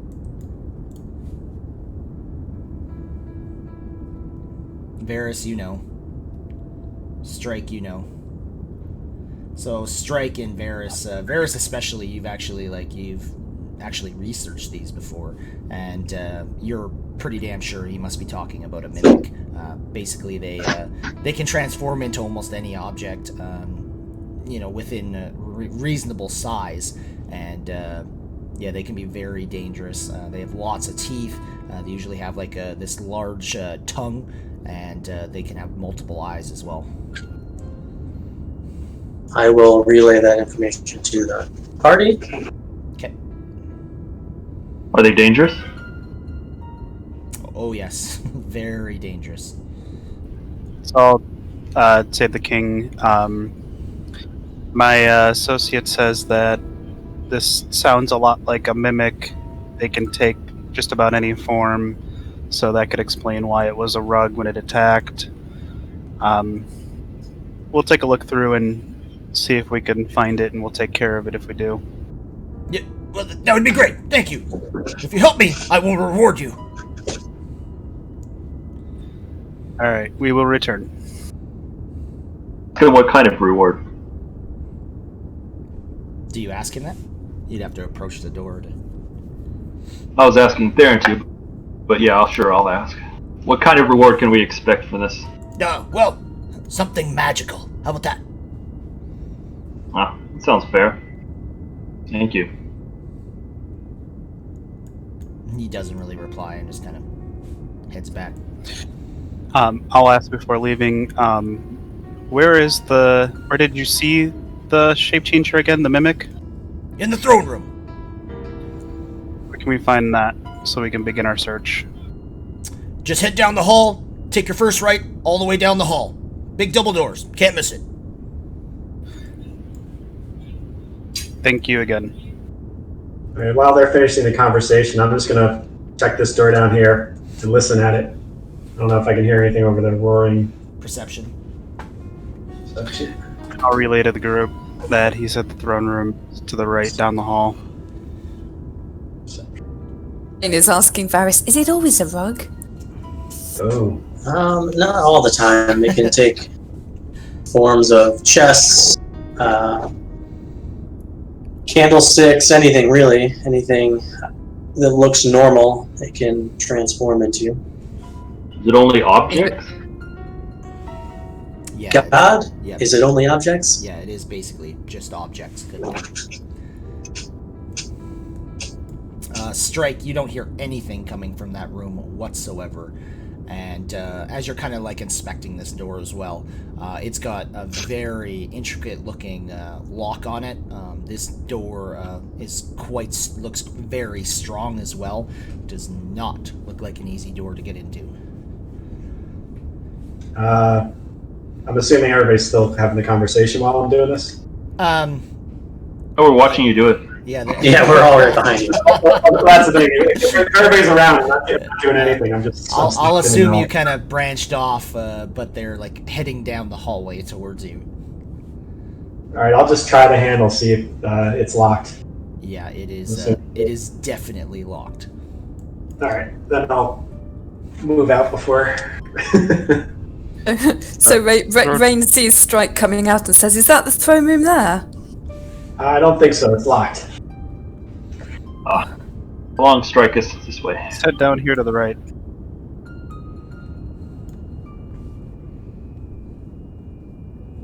And I'll just try to push open the doors and go in. Yep. and they do push right open. And you kind of notice, like, situated atop this, like, stone dais or, like, 2 squat thrones made of, like, scrap metal. Definitely gnome-sized. And, yeah, it's definitely a pretty fancy-looking room. It's obviously, like, a throne room. So you see, like fancy drapes and whatnot, and a lot of rugs on the floor. There's like some kind of like long candlestick holders on either side of the throne as well. Lots of objects, put it that way. So is there a rug that looks, I guess, any different or out of the ordinary from the rest of the rugs? When you're kind of looking around, everything looks pretty normal. Nothing looks out of the ordinary. Rain sees the rugs and yells, "Look out!" Rugs! So based on my 16 history check about the mimics, would I know if they hunt by smell or anything like that? You're not really sure about that. They don't really, they do have eyes, and so you know that much. All right. Because the king said a rug, Varys will just draw his bow and shoot the first rug that he sees. And your arrow snaps in half. Please shoot an arrow, yeah. Your arrow snaps in half and just hits the ground. And the arrow kind of like moves the rug a little bit, but the rug doesn't move. Or Varys looks at the rest of everyone and says, "What?" He said, "It was a rug." Said it was a rug. I'm going to say, let's try a little subtlety. Let's see if this works. And I'll cast a minor illusion of a gnome and just have him walk about the room on near all the objects to see if that triggers anything. okay, doesn't seem to do anything. And I'll say, I don't know if, it hunts by smell because this my illusion's not that effective. And Rain stands by the wall nervously. I would investigate all the rugs, like, in the open area before moving to the left and start, like, investigating everything along the left wall moving north. I'll draw my sword and guard the door so no rug tries to make a way out. Okay. Would a shape changer, a mimic, smell any different to a regular rug? That you don't know, to be honest. None of you have actually ever approached a mimic or seen one, just what you've kind of read. Mm-hmm. I'm going to, I guess I have 5 candles in my pack. I'm just going to take one out and just throw it unlit on one of the thrones. And throw a second one unlit on the other throne, see if it... Yep, nothing changes. I would inspect around the throne here, see if I notice anything. Okay. Yeah, you don't see anything in that area that looks strange or anything like that. Okay, so The wall then, inspecting the wall and all the candle holders on it. And I'll pick up my candles. So Rain, You can give me investigation, Theron, for searching that area. I rolled them already when I walked in. Oh, did you? Well, no, but that's I see what you mean. But you gotta, like, when I say roll it, you roll it. You don't just roll it. You know what I mean? Okay, I was going off of, like, when you said, like, if you're gonna stealth, you're not stealthing until you roll stealth. Stealth is different though. Perception is like, if noise is happening, I'll tell you to roll a perception, see if you hear it. Stealth is if you're stealthing, you're actively stealthing. When you're like looking for certain things, like I'll tell you to roll an investigation or perception or whatever. Okay. Do you want me to re-roll it or keep that? Oh yeah, 14? no, for sure. Yeah, because I assume whenever you rolled that, like, investigation is a particular spot. You know what I mean? Okay, because perception is more around your surroundings. Okay, so that 14 would have been the rugs then. Yeah, 14, you would have walked in and kind of looked in the area and be like, okay, I don't see anything strange here. And now you're, like, inspecting, like, the walls and the thrones, so I need an investigation for that. Yeah, perfect. Okay. So, as you kind of, like, looking around, Theron, you do notice something special about this wall. It doesn't look like a normal just wall like the surrounding ones.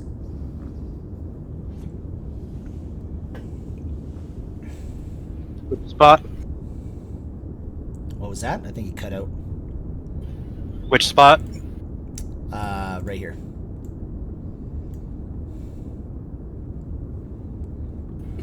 So the wall looks different. Yeah, it looks, you're not really sure what it is, but the wall definitely looks different from the rest of them. I go ahead and like put my hands on it and like see if there's a way to like push or pull it. That must be the mimic. Attack it. So as you as you start to push it, yeah, you do realize that this is in fact it must be a secret door, and it kind of pops open a little bit, and you can kind of see down a hall. Do the thrones have any ornamentation on it, like jewels or anything? No, there's nothing on them. The thrones themselves, like the chairs, they look like they're made from like scrap metal, and they're pretty interesting looking. But I'll call out to the room. I found looks like a secret door, and I'll push it open all the way if I can. okay, and yeah, it does. Open. And Any weapons or armor in the throne room as well? no, nothing like that. Nothing. All right. So, Rain's just going to ask Varys, are they afraid of fire, the mimics? In all of my research, God, is that something I know? Are they afraid? Like, are they weak to fire? Like vulnerable? Are they afraid of fire? Oh, well, no, they're not. Like, they're not afraid of it. Okay. In all my research, then no, they are not afraid of fire. Yeah. Okay. Rain puts the torch away again. I look at Theron and I just go, "Good job." So, and he says it like he's surprised that you found this door. I'll go ahead and enter the passage then. Okay, and you can tell this passage is quite small. Literally, like probably like 3 to 4 feet. So it is something you'd have to crawl through. Alright, I'll start crawling through. Okay. And you get to the end and you see like another wall. I'll go ahead He and push moves it around the open. wall without. All right. So you push it open and right away, wow, who's that? What are you doing here? And you can tell you're in the room now where Corbo's is. And it's a pretty fancy looking room. You can tell he's wearing like a jagged metal crown. And so is this one right here. And you can tell he's like gagged and he's like, he's tied to a chair and like trying to move. And he's kind of like, just like, yeah, Corbo's is like, oh, well, why are you here? And you also notice like a really nice bed over here. And it's definitely like a king's room for sure. I grasp my quarterstaff and hold it at Corbo's and will say, "Don't move." And I'll walk around him towards the tied-up gnome. Okay. And is there anything in value in the room that can be picked up? I mean, Pull off the gag and try to undo whatever's binding him. okay. So you pull off the gag and his bonds, and he's like still trying to move, but he can't move. He's like, oh, well, thank you. Corvos, what the hell? Why are you tying me up like that? And Corvos says, the shape changer, Nerkly, I told you. You can't leave. It'll kill you. I can't live without you. And Strike, you are looking around the room, and you don't see really anything of like, yeah, there's like cups and whatnot that look a little more expensive, but nothing too crazy.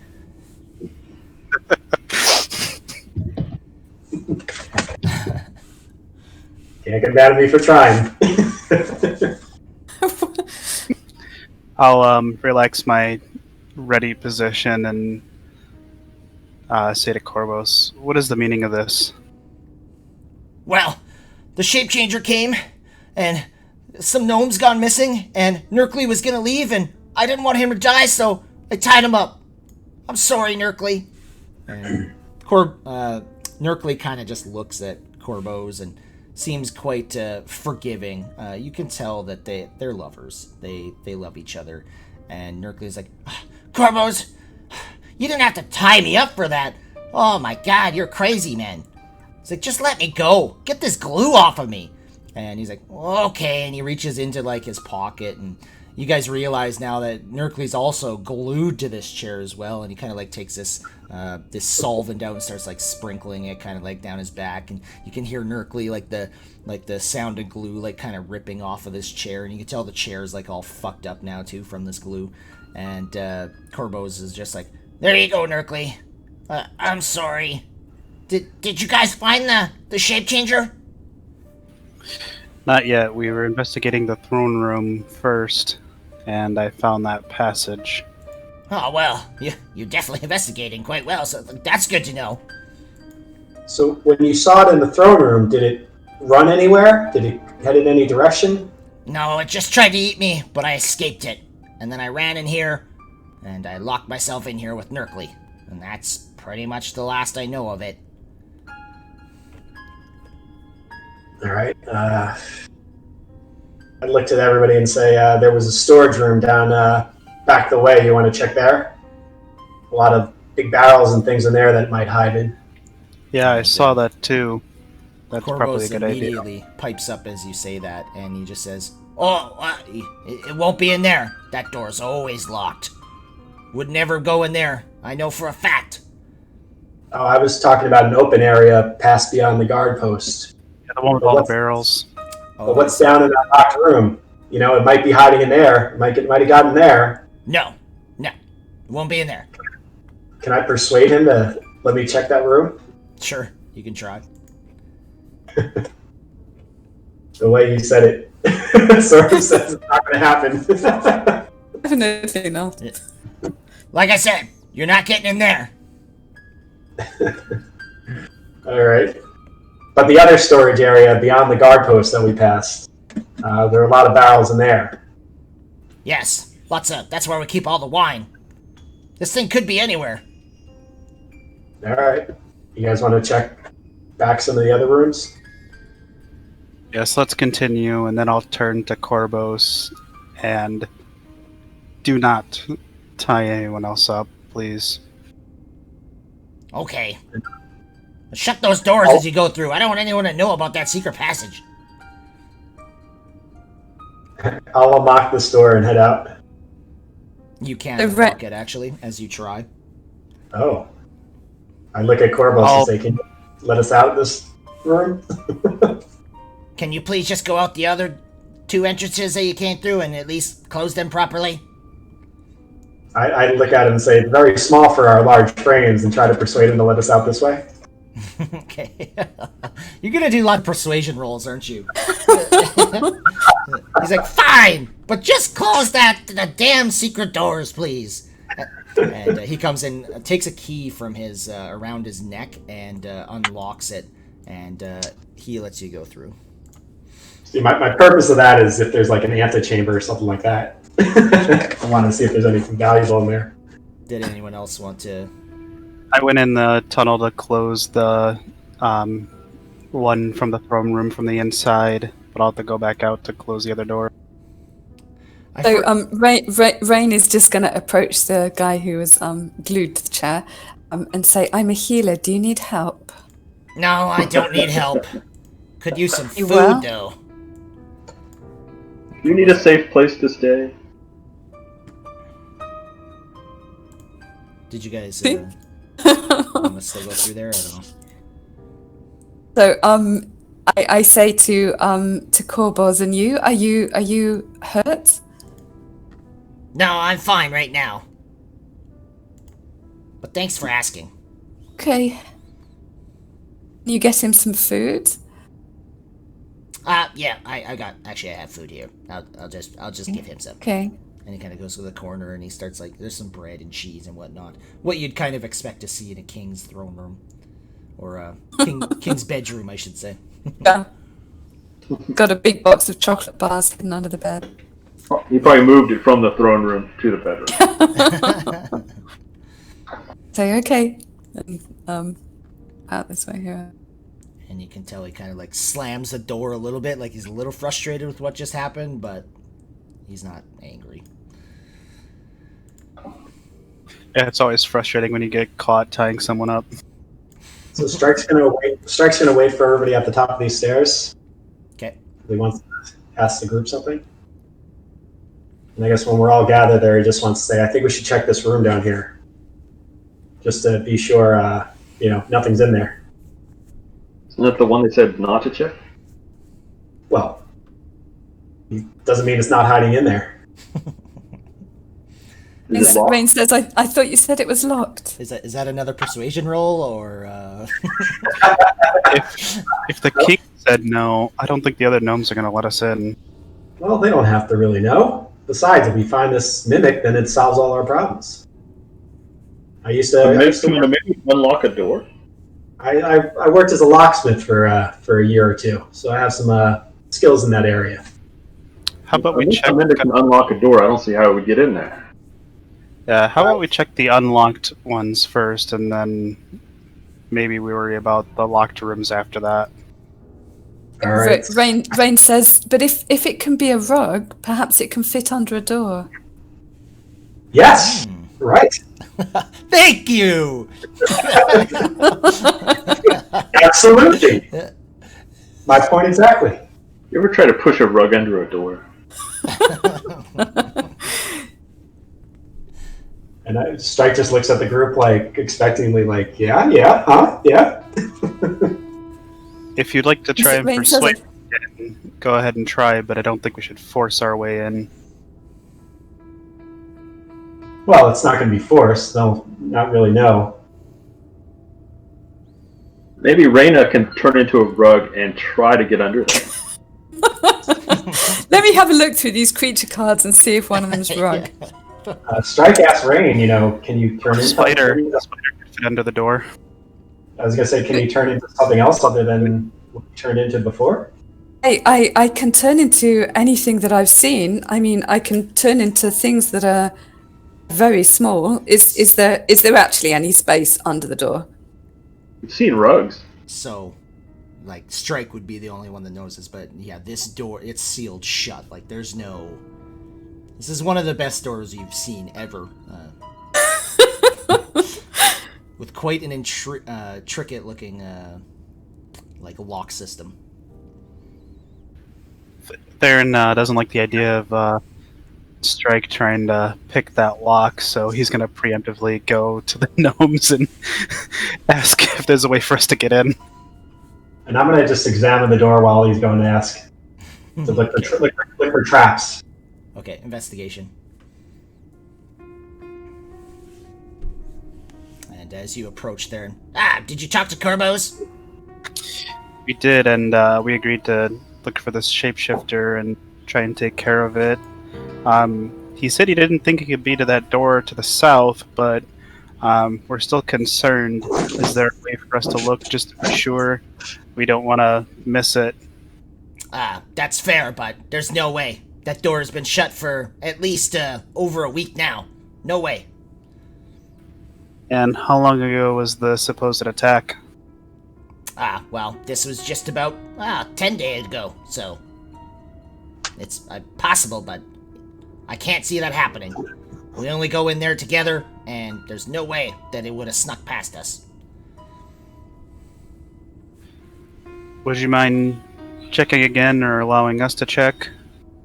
We can check, but we won't take you with us. I'm sure you can understand. I persuade. How about we stay just outside, just in case? Yeah, I guess so. And I'm going to watch where he pulls his keys from. They do not pull their keys in front of you. Okay. So they walk over, and the one stands in the hall here, and the other one goes to the door. What happened? There we go. Oh, And I'm going to keep an eye on where the keys come from and all that. Yeah. If there's any nicks, like trick to the door that they're doing to open it, I'm going to keep a very sharp eye on all that. Okay, so the one's like watching you, and he's like, "Can you please not watch?" Can I pretend I'm not watching? Sure, but he's looking at everybody. He's like, I would appreciate it if you just went around the side and didn't watch how this process was done. I'm sure you can understand. And turns her back. I'll I'll wait until the door's open before looking down the hallway. And you can tell the other gnomes like looking at him, like waiting for the go-ahead, as the other one's like watching you guys. Can I get a view from where I am and pretend like looking around the corner? Yeah, sure, but Dabbledob keeps looking at you, and he's like just waiting for you to like literally get out of his view. And Theron, Rain, he also is like, "Do you mind just going around the corner?" Okay. He goes around the corner, staying away from rugs. Can I sort of hide around this corner and I just like he turn doesn't see my me? back and face the other way. You could Will that definitely satisfy him? give me a stealth. Yeah, if you're literally your back is turned completely. Yeah, I'll turn my back since people are like all right there. Okay. And he is definitely curious with you, Strike. He keeps looking down, but he doesn't really see you at this point. And he's like, "Okay, Fibblestib." And you can tell Fibblestib kind of grabs something from the front of him, Strike. You're not really sure. And he like does something, and he's there for probably about 10 seconds. He says, "Okay, Dabbledob, your turn." And he comes back up. And he is looking at you guys again, making sure no one's looking. And you can roll a perception, Strike. See if you can actually... This will be with a disadvantage because you're trying not to look obvious. Okay, you kind of notice he pulls something from one pocket and then does from his right pocket, and he kind of like does a different thing. You're not sure how he's moving his hands and whatnot when he's doing with it, and the door unlocks, and he walks inside, and Fibblestib's like looking at everybody at this point, and he like creeps in and shuts the door right behind him, and you can tell he's like, you can hear some like things moving, all kinds of like contraptions or whatever, like it sounds like there's a bunch of like loose metal and all kinds of things that are kind of shuffling through stuff, and he comes back out after probably about 2 or 3 minutes and does the same thing, barely opens the door and squeezes through, and then locks the door and says, "Okay, Fibble," and then Fibblestib comes out. While he's in there, can Fibblestib see me at this door?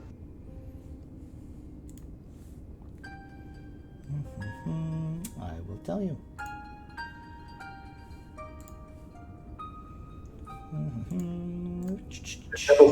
At that point, Fibblestib was where Dabbledob is now.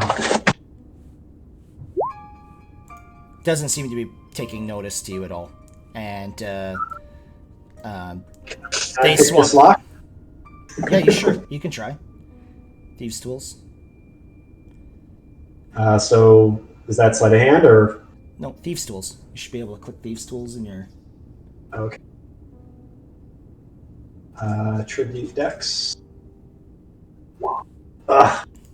Nope, you don't get anywhere. No.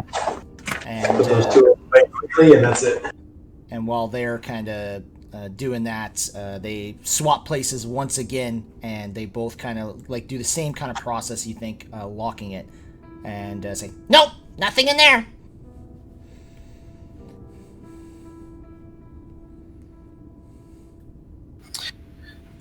Thank you, Gnome. Do appreciate you checking it out for us. Of course.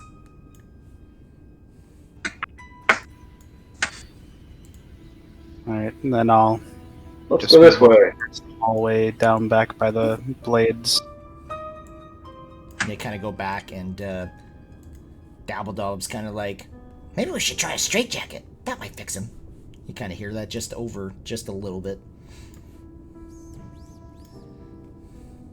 The blade is spinning. The blades are still spinning, yes. As soon as Rain let go of the handle, it immediately goes back down to the ground, and then the blade starts spinning up again. Rain, you mind holding that again for us? There's no like latch or anything like when you're pumping gas. No, nothing like that. So it's a lever that that pulls down. So can I pull it down and then I guess hang my crowbar on it so it holds it down? You could try, but you gotta hold it up. It's down right now.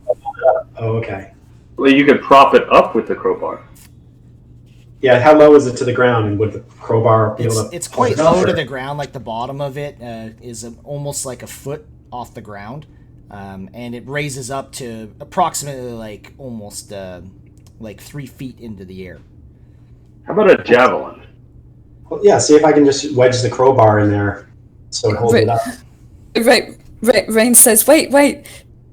Perhaps we should ask the gnomes to stop the blades to let us out." Yeah, we could do that. It's- That's a much smarter idea, Rain. You're gonna- So, They have to sit there and hold it, right? Or no? What was that? Do they have to sit there and hold it? he says, "I suppose so." Until we're through, yeah. Yeah, have to hold Oh, it till but then we're across. we have to get back later. So Rain comes Oh, up that here way and she can save her wild shape for our return trip. so Rain says, "I can only change one more time today." Well, if we find the shape changer, then maybe we can get one of the guards that's guarding because of a shape changer. Oh, that won't work. Shit. Let me just try to wedge it, because if we have to come back, if it wedges, then great. If not, then we'll ask them. Well, Okay, the gnomes must have some way to get through here from the other side. So Rain has gone back into the workshop, and she says, "Excuse me, can you let us pass the blades, please?" Oh yeah, of course. I can come do that. And he comes down with you. And A lever or something we're not seeing over here. They have to turn it off from the other side. so he kind of comes down and he says, "There's a trick to this one. You gotta push up and pull it and turn it a little bit, and then it locks it in place." So he comes up to it, and you see he pulls it up, and then he like kind of turns it to one side, and then like it literally rotates slightly, and it like locks in place. There you go. Ask him, are you going to leave these inactive? It'll stay inactive for now, but in the next couple hours, I'm going to come and put it back on, just in case, of course. It says, "Can you wait till we've come back in?" I'll wait a couple hours. Does that sound fair? Thank you. Yeah, that should be enough time. Just in case you don't return. I'm sure you understand. Fair enough. And Rain says, "Is there a signal we can use a signal I for don't what? think we'll if we want to come in?" Well, how did you get in here? He says, "Oh, they just stopped." What? They stopped Shoddy on their own? gnomish engineering. And immediately Dabbledom runs away. Philistine! We have a problem with the spinning blades! Rain beats a hasty retreat.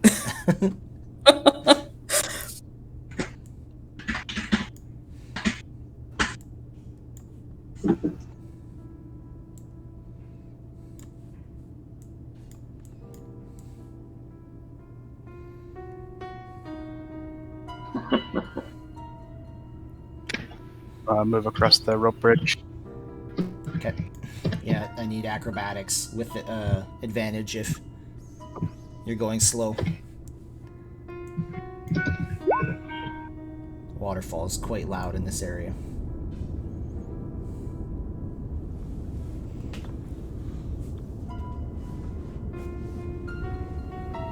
Did you guys want to take a quick break at all? Or is everyone good?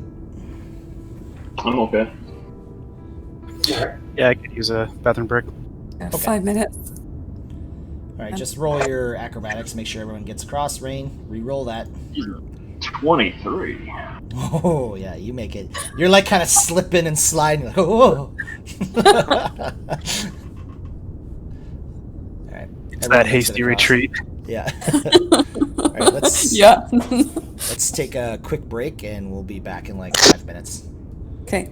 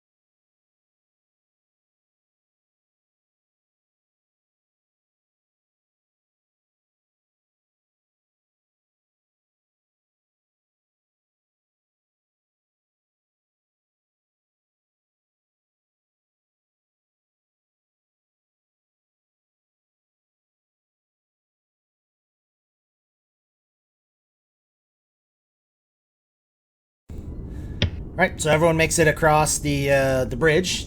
So what are you guys doing now? I'll Go peek up my head out. the ballroom. Peek my head out and say, "Can we pass?"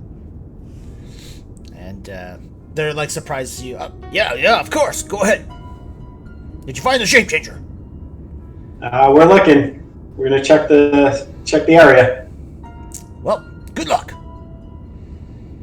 So, Rain says to Varys, what size of object are we looking for? I mean, how small can these things be? How big can they be? I have no idea. I don't even know what this thing looks like. I was asking Varys with his 20 Oh, knowledge Varys. of... With all of my knowledge. Yeah. Yeah. All you know, Varys, is they can pretty much take any form of any object, but they can't be anything like ridiculously big kind of thing. However, if it was something small? if it was something big, they could basically like be within something big. They can also like even be a wall or a piece of floor. Okay, so it couldn't be the whole rope bridge, but it could be some ropes in the rope bridge. It could be, yep. Or mushroom on the island. So I want to address this Ula and Pog. Sure. Have you guys been in contact with each other the whole time? Yes, we're kind of, we take watch together, if that's what you're asking. So you're certain neither one of you is the shape change. Well, geez, yeah, I'm pretty sure. But how did you know for certain? Pog just starts poking Eula, like, in the face. Yeah, definitely not a shape changer. That's how you tell? You poke them in the face? Well, I've never actually seen one, so I don't know. Looks like Eula. I asked Varys if shape changers can talk. And Varys, you think they can, but it's it's not very common. I'm gonna ask. Well, first I'm gonna see if I have this knowledge based on my 16 check that I had for the mimic. Would the mimic be able to cross the bridge? You don't see any reason why not, especially if it took on the form of something else, like ropes on the bridge. All right. I think the storage room is up this way, and I'll point north. Yeah, let's go check that out next. And I'll say I'll check the south, so I'll check the north. So as you kind of start walking into this room, you notice there's like lots of barrels in this area. And looks to be about 11, 12 of them.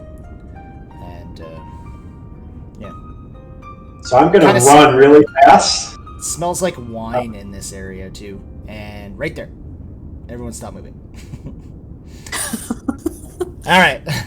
So right away, as Theron kind of steps into this this area here, all of a sudden, Theron, unfortunately you're a little slow on the draw, but you do realize this barrel right here, it starts to move. And you notice all of a sudden all these little eyes open on basically the top of it. And it looks like there's approximately like 4 to 5 of these eyes. And this thing's mouth opens wide open, and you see it's just lined with teeth, like everywhere. And this large tongue comes out towards you and tries to pull you in towards it. And we are in it. So, you guys roll your initiatives. And this is kind of what you see. But it's in the form of a barrel, not a chest.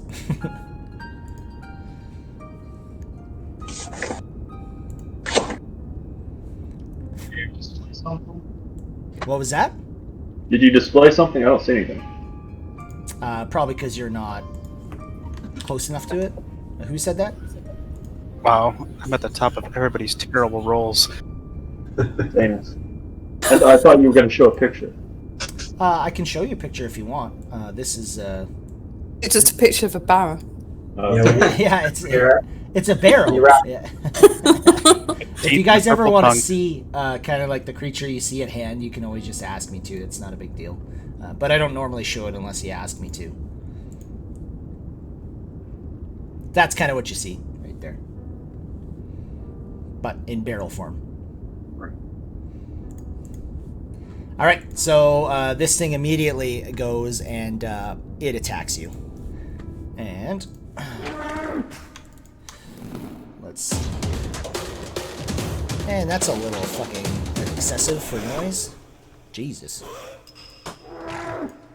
Okay, so this thing kind of like pulls its tongue out and tries to grab you, Theron.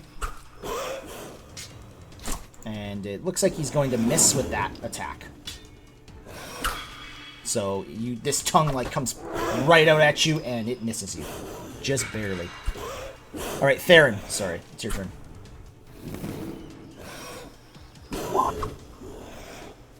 Oh no, it's not. I'm selected for some reason. There you go. Yeah. There we go. Okay. Put this in the right order. For what? Did we miss It's someone? okay, yeah. It's alright, it's in order now. Okay. Okay, so I'll yell down the hall towards Rain. We found it! And then I'm gonna move down and right there, and I'm gonna hit it. Okay. Hit.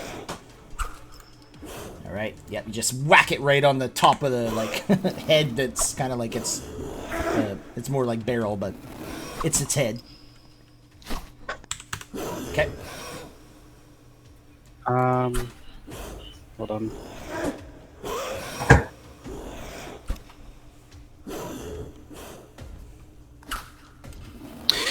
So I'm looking on the right. I don't see my Fury of Blows.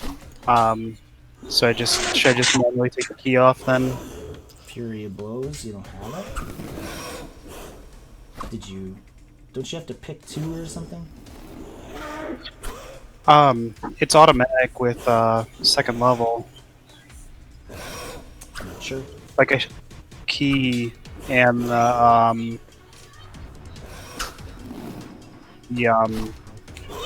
unarmored movement. I'm but not sure. I thought you had to pick 2 or something, but I never actually played a monk before, so I'm not. on level 2, you don't pick your monastic tradition. That's not till 3. Right. Get Fury of Blows and unarmored movement.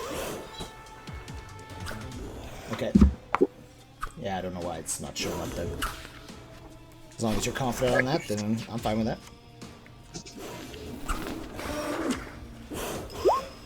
So I'm gonna hit him with an unarmed strike Ooh.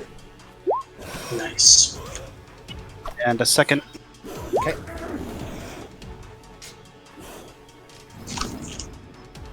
You can hit. Yeah. Job. So 14. Nice. Yeah, you smash this thing hard. Good hit. Alright. Is that everything or what? Make Yeah, you that's adjust gonna be your my movement. key as well, yeah. Okay, Rain.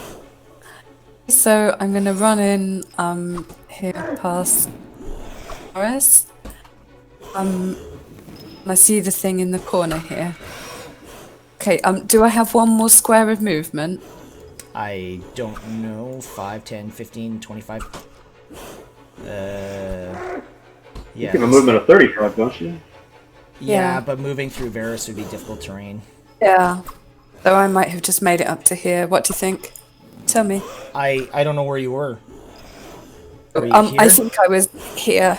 So 5, 10, 15, 20, 25. So you're at 25 right now. Hey, all right. Well, I'll come up here. Okay. If I cast Entangle, which is a 20-foot square, I have to cast the whole of the 20-foot square. Like if you want to cast it in the wall, is that what you're kind of saying?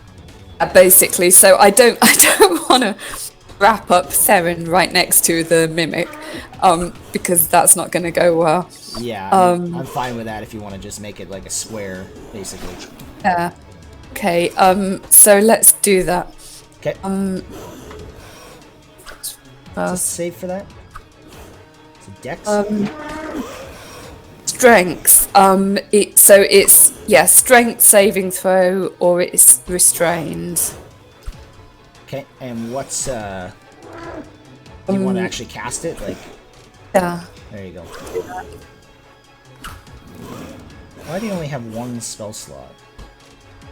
So there's One of 3.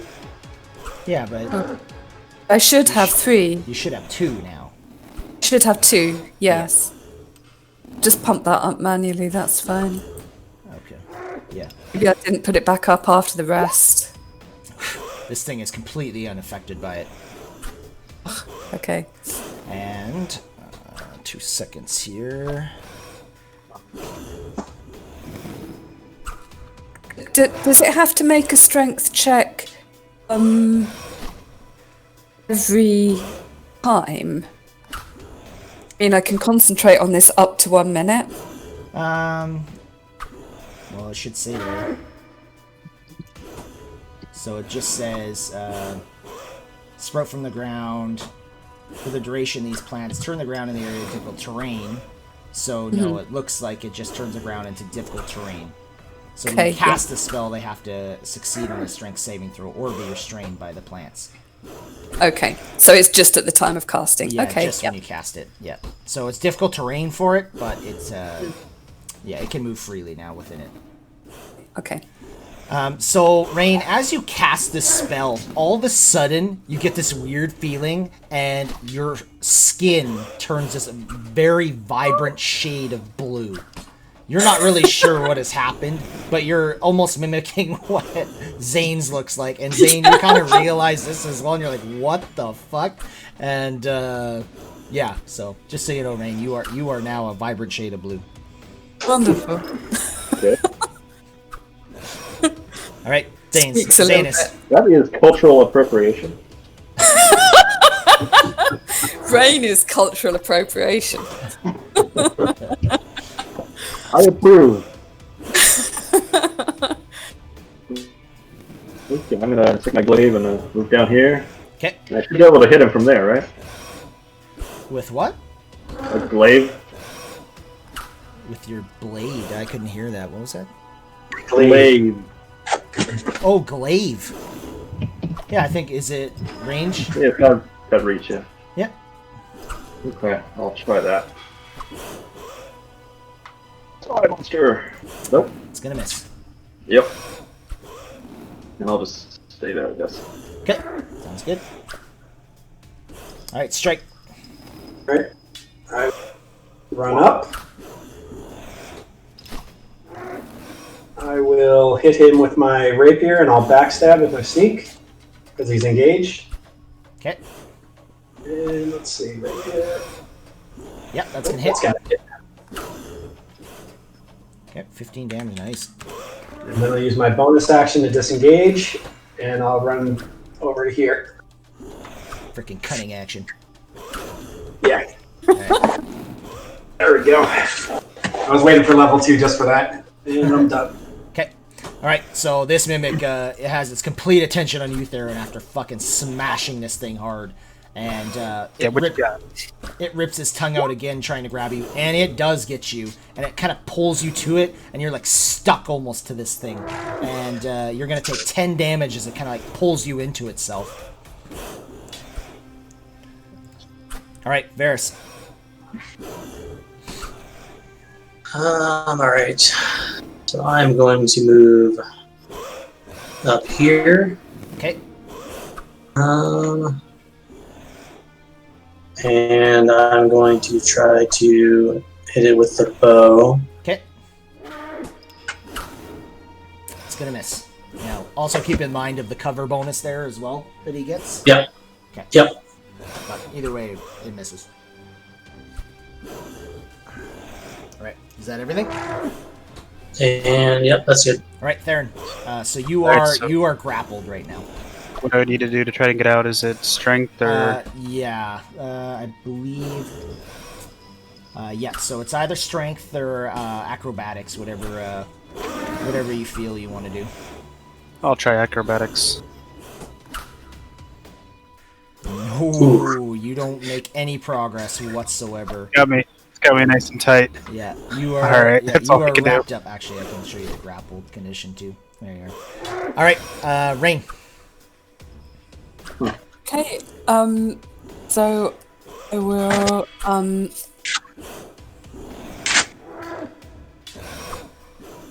I try and actually pull Theron out? Yeah, you can try and pull him off of there for sure. Thing. Okay. What would I need to do for that? A strength check? That would be a strength, yeah. Basically, you're trying to contest. Yep. No, that's strength save. Just Okay. strength. Oh, sorry. Okay.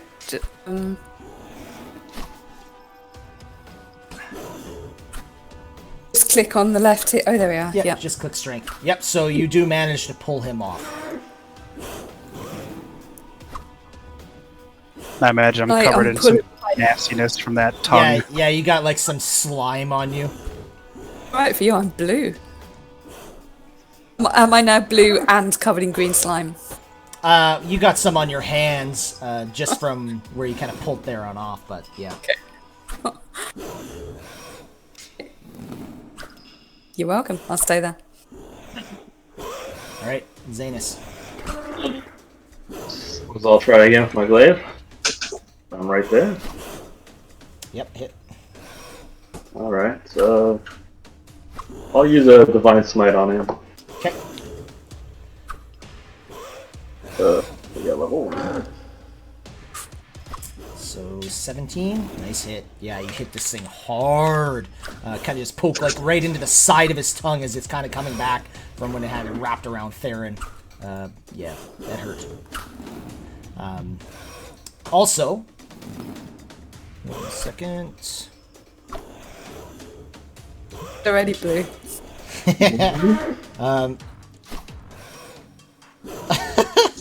This one's even better. Okay, I'm just gonna roll another dice. Oh, actually, it would be 60. So Zanes, as soon as you cast this this spell to do your Divine Smite, you hit him hard, and all of a sudden you just teleport over here.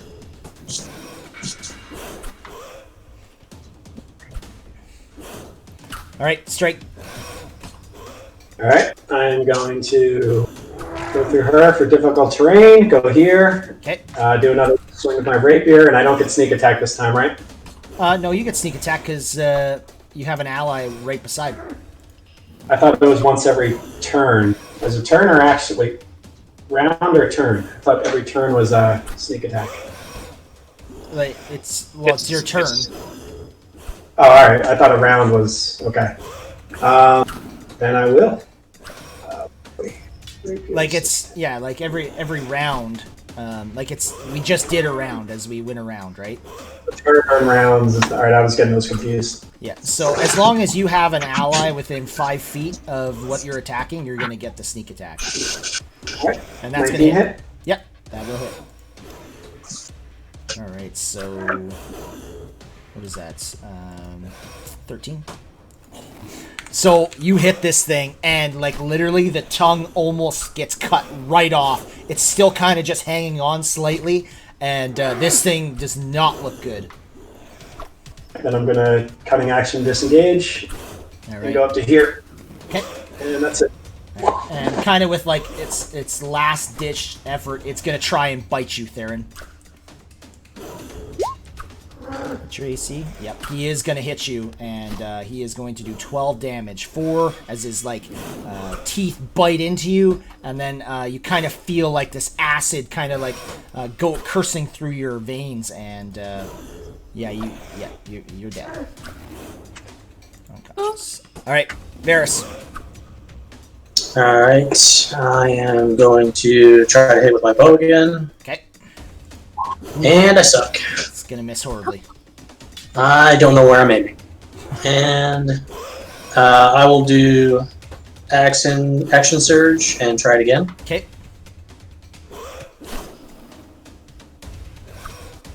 That will hit. Got your eye in now. All right. All right. This arrow just goes and hits him right in one of the middle of his eyes, and then its teeth just close down on its tongue, cutting off the rest of it, and it just goes completely still. And you did kill it. Nice. Well done. So, Does it look like it might have anything valuable on it? In its guts, or like that it ate? Like, you can start ripping it apart if you want. can you just give us a moment here, please? All right, I hold. Yeah, pretty sure I have a death save to make here. You do, yeah. Oh, yeah. Oh, it's his turn first. Okay, yeah. Okay, Rain. Okay, yeah. So I'm going to hit him with a cure wound. Cure wounds. So, Rain, you use a cure wounds, and all of a sudden you teleport over here. Oh man. What's happening here? Okay, so I run back in to see if that actually did work. Theron?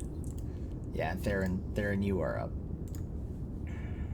And you kind of like look around, you see this thing is dead with like an arrow right through one of its eyes. It's like center eyes. Oh, whoops.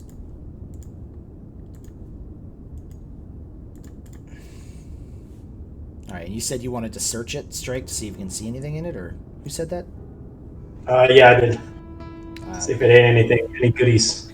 No, it definitely doesn't look like it. It doesn't look like it has pockets or anything like that either. You can try like, reaching into its stomach if you want. I'll pick up the severed tongue and hold it out like, here, you can have this as a souvenir. Looking for a little more gold than that. How big is this thing? It's about the size of one of these barrels. So You want to drag this? I guess we can't drag it across that bridge. Do you want to take its tongue to the king? Yeah, that sounds good. Maybe a tongue and an eye. cut out one of its eyes. I'll hack the tongue. I'll go over. I had the severed tongue. I'll go over to Zanus and just like spear it on the end of his glaive.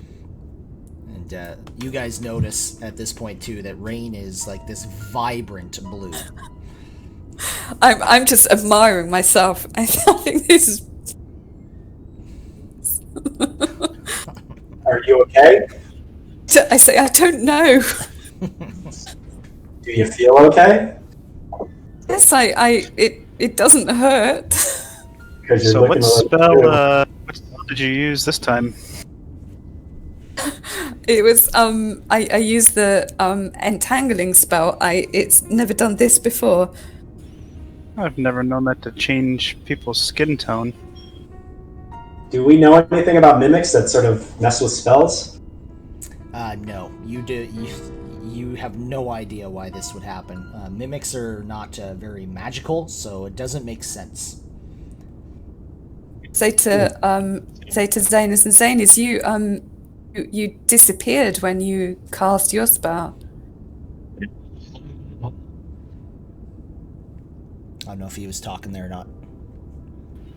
I could barely hear him. Can you hear me now? Yep. Yes. A little crackly, Back. but yeah, we can hear you. Turn this noise suppression off. Is that better? Yeah. Yes. Yeah, I guess it's the noise suppression thing. I guess that doesn't work as advertised.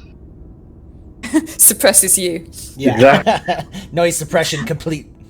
Yeah. I mean, suppressed noise. What the heck? I mean, technically it worked exactly like it says, I guess. I say to Theron, how is Theron looking? He looks Still pretty rough. better now. He's pretty rough beefed up. still, but I'm all right. A couple teeth marks in him. So I say to Theron, I'm not sure if I should cast any more healing spells right now. Who has that healing potion that Adabra gave us? I have a healing potion, and I think Strike still has his. No, I tossed it to, I think you, or someone that needed it last time. Yes, Strike, you tossed it to Zanus last time. I tossed it grudgingly last time. You did. You tossed it, and that's the important thing. Well, if he's still hurt, I can heal him. Are you still hurt, Theron? Yeah, Sure. like it's quite obvious when you yeah. look at him. He's hurt. Okay. I'll do my lay on hands. 10 points. Rain looks surprised and says, "You can heal him?" Apparently. Theron That's looks back up a to- lot better. Like a lot better. Nobody Thank turned you. blue. That feels great, actually. I have the power of the sea. There's no Somebody- greater power. I'm gonna take my rapier and just walk by all these barrels and hit each one. Sure. They're definitely barrels. Yeah, they like all their wine corked, yes. Anything leaking out? I didn't hit him that hard. You can tell, And you- like, some of them, like, they have, like, a kind of like a plug in the front of it. And some of them are Sure. actually tapped as well. And, like, you can tell, like, some of the wine is dripping a little bit from there, but nothing important. I'm gonna take out my mess kit and pull my cup out and pour myself a little glass of wine. Sure.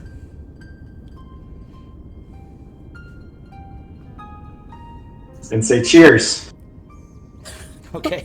To yourself. Okay. Okay, to the group. I'll cheers to the group. Okay. Rude. Well, now that that's dead, I think we should go ahead and see what rewards they're willing to give us. Both Yeah, let's get some rewards. both the inventors and the king said they'd give us something, so So, strike. hopefully it's something well.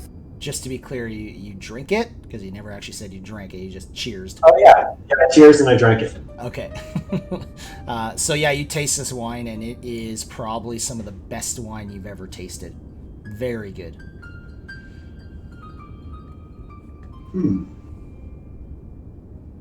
I am gonna pour out my water skin and fill it with wine. Okay, I'm fine with that. Would you say it's worth 4 gold pieces a bottle? That would depend. I'm not asking you. I'm asking Strike. Okay. So it's pretty damn good. From mushrooms? I'll go to Strike and I'll say, I have an idea about the wine. You'll see in a minute. I look up interested.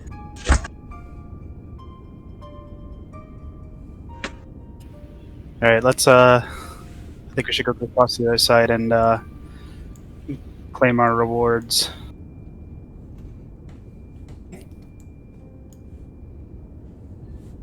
Said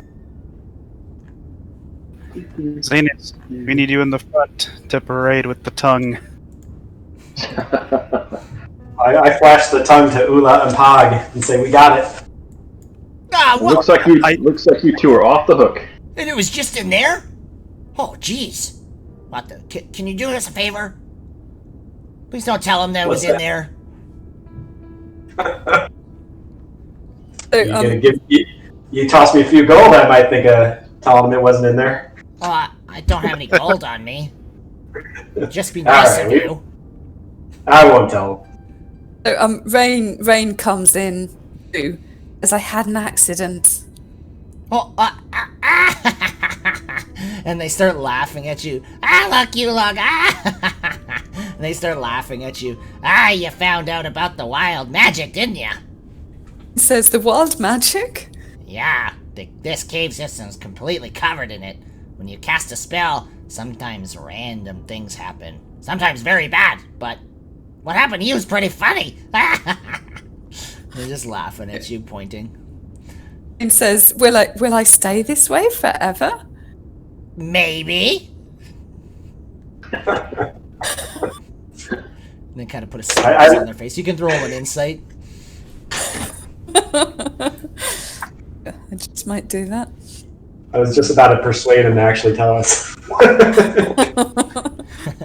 You kind of the way he like smirks about it. You think he's just kind of kidding about it. You don't think it's gonna last forever. I was It's hoping okay. for a 1. I think that I'm it's sorry, permanent. Rain. It's too bad. Rain doesn't like to say anything too bad about this on account of being accompanied by 4 actually blue people. I think Varys is doing the limbo. We have the majority now. This is true. And says, okay, thank you. I'll see if it wears off. Okay, Strike. So you start crossing and you get like halfway through and you slip. You can give me another acrobatics, see if you grab the bridge before you fall. Advantage or no? No, just regular acrobatics. Okay, so you managed to grab on. You're now holding on to this rope bridge. But you don't think you can pull yourself up, but you can try with an athletics. Checks here. I'm gonna run up to him, hold out my hand, and say, Alright. "Here, give me the tongue." Athletics good? Yeah, you do manage to pull yourself up. However, with Theron on this bridge as well, the bridge starts like rocking back and forth. You can both give me acrobatics, just regular checks though. Theron, you're just straight up gonna fall. Can I grab him? No, because you're still kind of pulling yourself up as well at this point. But you managed to pull yourself up with no issues and hold on to this rope. Theron, you just literally fall right through. I'll go for a nice swim. Wash off all the blood. Yeah, you got all that slime on you, so it's nice. Yeah. Okay. It's all More of an inconvenience than anything else.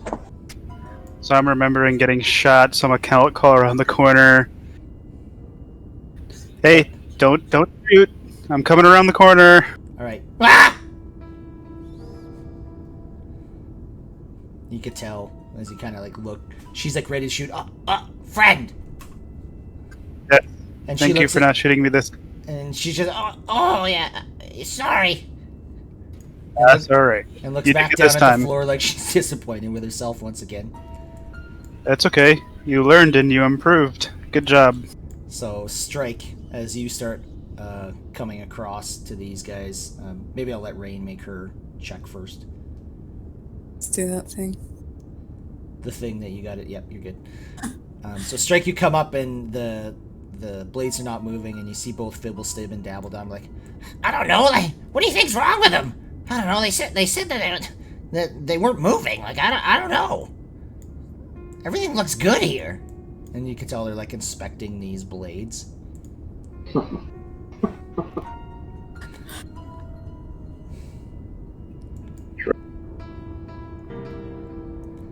I'm just going to say, do you think it might be something to do with the actual thing to turn it on and off? Well, when we looked at it, it looks good. I'm like, I think you should check it again. My goal here is to keep him in here. There's an idea. Maybe instead of giant blades and crossbows, you can get some doors. Well, yeah, but these are way more fun. What's the fun in that? And they kind of go back and inspect these doors, or this latch. Are they sufficiently absorbed not to notice Rain? I mean, not really. They kind of like, so what was wrong with it? Well, I'm. Have they not noticed I'm blue? They kind of look at you. And Yeah. They're kind of used to this. Yeah. I say, I don't know. It just kind of ground to a halt as we approached. God. Yeah, it's definitely broken then. Okay, well, let's check this once more time. And they start like looking, and they're kind of like poking and prodding at things.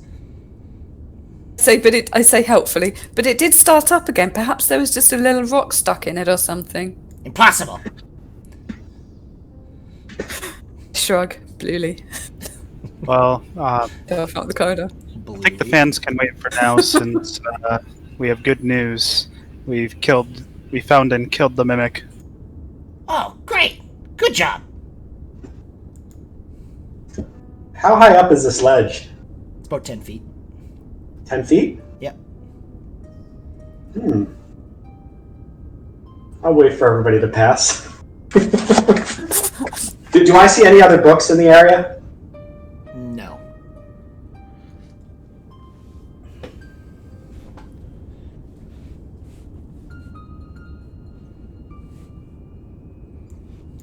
Alright, where are y'all going? I got everybody everywhere right now. I'm heading up for where the king's room is. Okay. Right. Well, I was still talking to Phibblesib and Dabbledub because they offered us rewards for helping out. Alright, he says, well, we gotta fix this first. It's our protection. Once we fix this, we'll come give you what we promised. I'll sigh and say, "You don't have to worry. It was never broken." You lied to us? She did, but I think you'll understand her reasoning. What's the reasoning? What do you know of druids? What's a druid?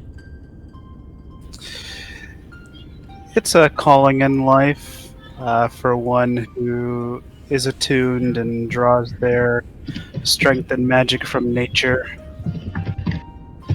And as part of their growing knowledge and strengths, they have the ability to transform.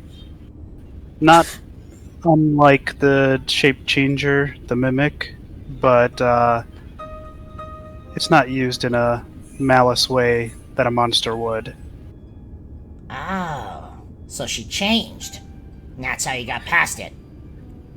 Yes, but under the circumstances, she felt it would be unwise to disclose that, seeing as how everybody was on edge. Well, that makes sense. And I knew this thing wasn't broken. We're too good of inventors for that. Yes, I'll quickly craftsmanship is top notch. Ah, well, thank you. I'll quickly say, I think just for the safety of Nomengard, on behalf of King Corbo and Nerpley, that you should at least double check again, make sure that it is working, just to be safe, so no one inside gets hurt. But it's working. Why would I check again? We're really good inventors. Nothing breaks on us. Once we get it working, that is. Nothing breaks. Come on now. Prove me wrong? I'd say I can go up to the fan and hit it plenty of times and show you it will stop working, but I don't think you want me to do that.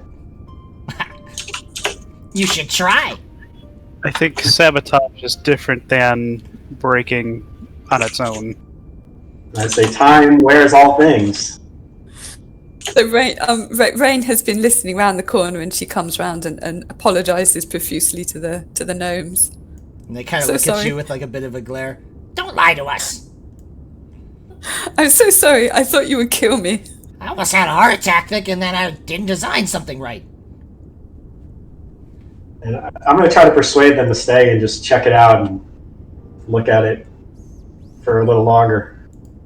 Okay. For what reason should we stay here? We're being told there's nothing wrong with it. I'm just saying, if someone comes and attacks and these stop working, you're going to regret it, and then I'll just walk away. I suppose you're right, but we've been checking this out ever since you guys passed here and told us it wasn't working. We couldn't find anything wrong with it.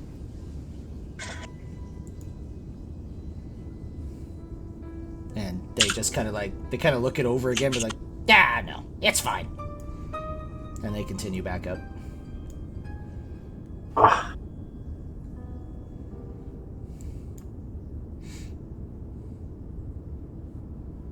Say to Varys, do you want to make sure there's no mimics up in this hallway? Yeah, I mean, it wouldn't hurt to do a full search.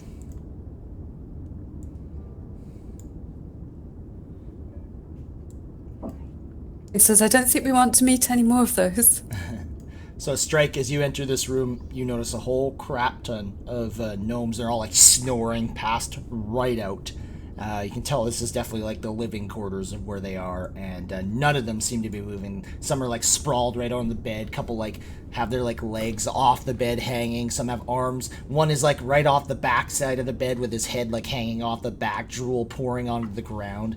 They're knocked right out. They are sleeping. What time of day is it? It's like midday kind of thing. All right. I'll stealth through the room. Okay. I don't want to wake anybody up. Yeah, give me a stealth check.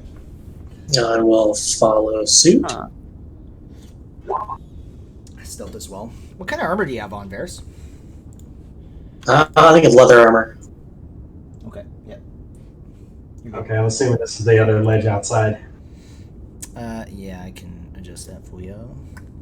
That's alright, I know what it is. Alright, well, And I'll stealth back out if you need me to do another. No, you're stealthing. Alright.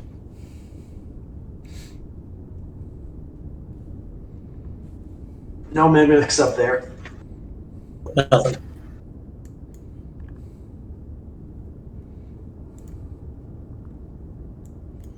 Shall we go to the king?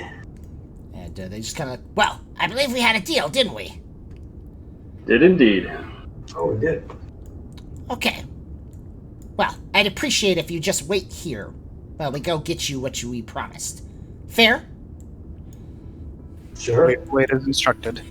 Okay. And they kind of do the same thing. Philistib watches, and then they do they swap afterwards.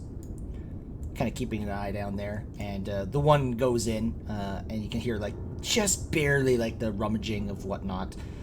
And they shut the door, and then they both come out. How long does that take? How long does it take? Yeah. It takes probably about 3 minutes. I just want to run up this hill quick and take a look at the book. Sure. You can give me an acrobatics or athletics, whatever you feel like. If anybody says anything, I'm just going to say, I'm curious. Okay, yep, you make it up there. Alright. And I'll just take a look at the book and see what it is. So yeah, you see the book, and right on the front, it says something in Gnomish. So unless Gnome is one of your languages, you don't know what it says. Can I open the book and just see if there's anything Sure. inside that might say what it is, or if I see any magic stuff? Because I know minor illusion. You open it up, and you can kind of tell what maybe looks like spells, but it's all in Gnomish, so you can't read it. Okay. Alright, I'll close it and then I'll shuffle down the hill. Okay. Give me another acrobatics for coming down. Or athletics, whatever you feel comfortable with.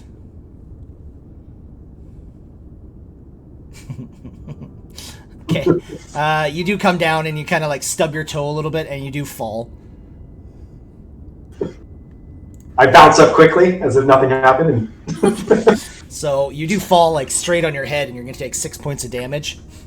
oh! Did it really or no? What was that?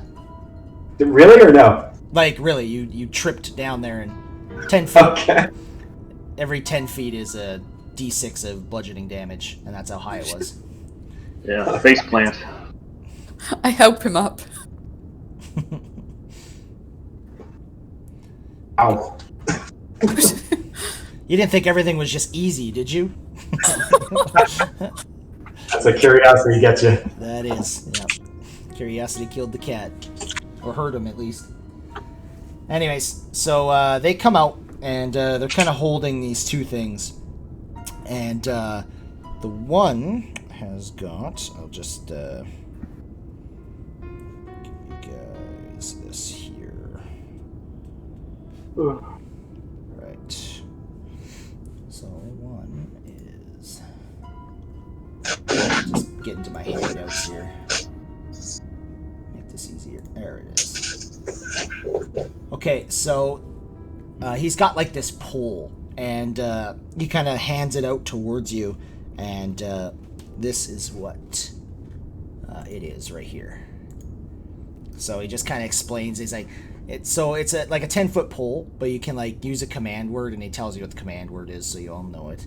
And basically it can collapse into a 1-foot rod, and then you can pop it open to a 10-foot. So pretty interesting. Nothing extremely valuable, but and the other thing. What? You could hold up a lever with it, for example. Right.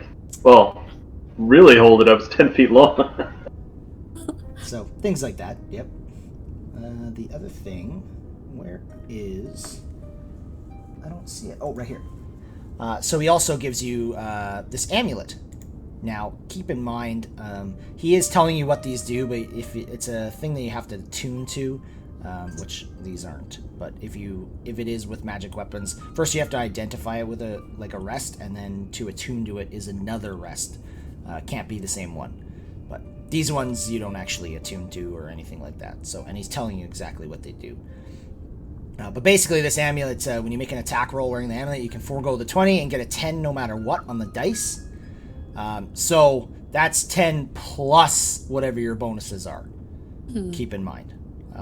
But you can only use that like every day, basically. Make sense? Yep. He says, "There you go. Maybe these will help on your adventures." Maybe so. I say thank you. Did he And hand those too? I'm gonna say. Go ahead. I was gonna take them and throw them in a bag, so we could go over them later. I'm gonna say, tell him how fierce those creatures were and how we risked our lives and how how we might deserve something a little more. Yeah, sure. Speak with Corbos. Maybe he has more. Alright. So Alright. plus I'm blue. Very pointedly, I'll say we will do that. Looking at Strike. Yeah. Strike. You untrustworthy piece of shit. Yeah. You hear a voice beyond the heavens crying out and berating you as an untrustworthy piece of... Yeah. Not the first time I've heard that. That voice happens a lot in Strike's head. I'll rap on the door and say we killed it. What? You killed it? Yep, we killed it. Do you have proof? Yeah. Yep, I'm holding it. How can I trust you? By opening the door. You know what to do. You're the roll you've made like 40 times since we started this session. Do the roll, Strike. Do the roll. Good enough. Okay. And he opens up the door, and I assume you're holding that thing right in your hands.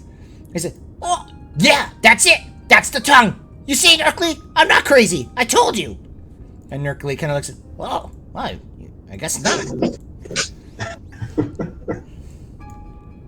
So, Dabbledob and Fibblestid said that you might have some reward for getting rid of this thing.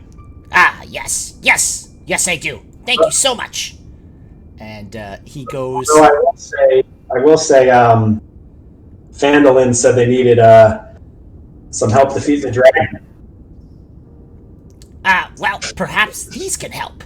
And he goes to underneath his bed and pulls like this little chest out, and he reveals a couple things. First of all, he reveals this. Now, this is what I mean, like, this actually requires attunement, but it has to be a wizard. It's your classic wizard hat, like, literally with, like, the moons and stars, pointy hat with the brim and all. Pretty interesting, anyways. And the next thing he kind of pops out is this right here. And it's like a wand. And not too special, but it can make like a burst of light and a crackling noise that can be heard like 300 feet away. More kind of like a flare, if you want a good example of what it can kind of do. Doesn't really seem to do much damage. And he says, "There you go. Hopefully these will help you." I'm going to ask. Always a chance. They might somehow help us. So, out of character, I want to ask the Hat of Wizardry. Can an arcane trickster use that since he uses wizard spells? Are you a wizard?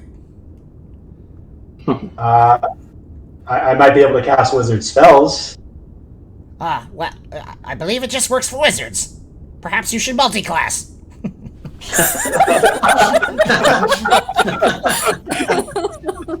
Not knowing what multi-class is, Strike just looks away. This guy sounds like he has some knowledge. Maybe we should talk some more to him. He knows a lot more than I thought we did. So Rain is staying out here in the corridor so nobody can see her being blue. Not that there's anything wrong with being blue. Don't be ashamed of it. I'll say to Corvos, thank you very much for these gifts. I do have one request, though. Maybe you can help me. Yes. What's that? Could we get, I look at the group, say 3 loaves of bread and 2 bottles of wine for a good dinner tonight? Yes, that's more than fair. And he kind of Sounds wonderful. He actually heads out of the room at this point. Follow me, and I'll make sure that those are prepared for you. Excellent. Thank you very much. And he kind of just takes you over to like Fibblestib and Dabbledob, and he makes sure that they make the arrangements to get you that. And one of them heads to the kitchen and gets what you require and gets 4 loaves of bread. Is that what he said? Like 4, sure. Yeah, he gets you 4 and 2 bottles of this wine. Nice snack. I'm going to ask him if they, since I'm a little beat up, if they could heal me at all.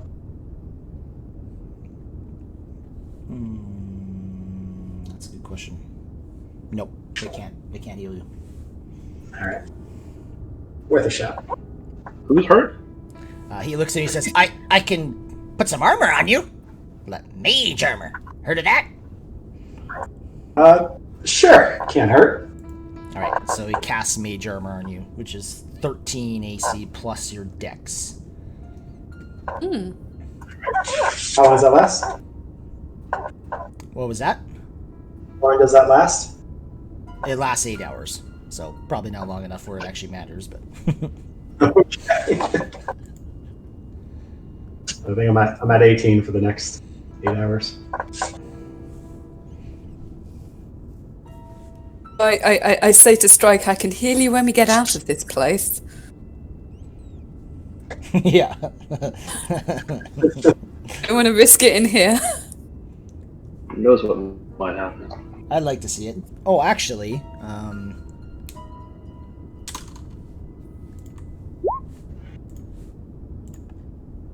Oh, okay. No, nothing happens.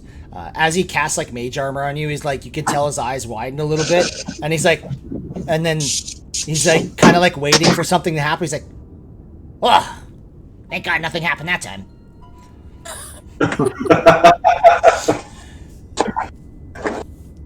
Wasn't even thinking of that. Yes, why don't you cast a spell on me? Thank you. All right, I say to the group, you want to get going? I think Keep so. going. Yeah. There's too much stone here. All right, so I'll just assume that you guys head out. Is there anything else you wanted to do at all while you're here, or are you just done? And I threw everything in the party loot. Okay. So yeah, at this point it's like afternoon kind of thing. After about another couple hours, Rain, you start to turn back to your original color. Yeah, we can just go to here. So yeah, you guys, you know that it's going to be a bit of a journey to the site of this dwarven excavation. So you can either kind of keep on your way there, or what do you guys want to take a long rest outside with the retainers? What are you guys kind of thinking? Long rest. We did pick up those bottles of wine, I mean. We got this for a reason. We can give those to the retainers and have them fix up a nice meal for us. Okay. And is the plan to drink all the wine? 2 bottles amongst 5 people. I think that's a Yeah. good amount. Okay, let's get Constitution saving throws from all of you.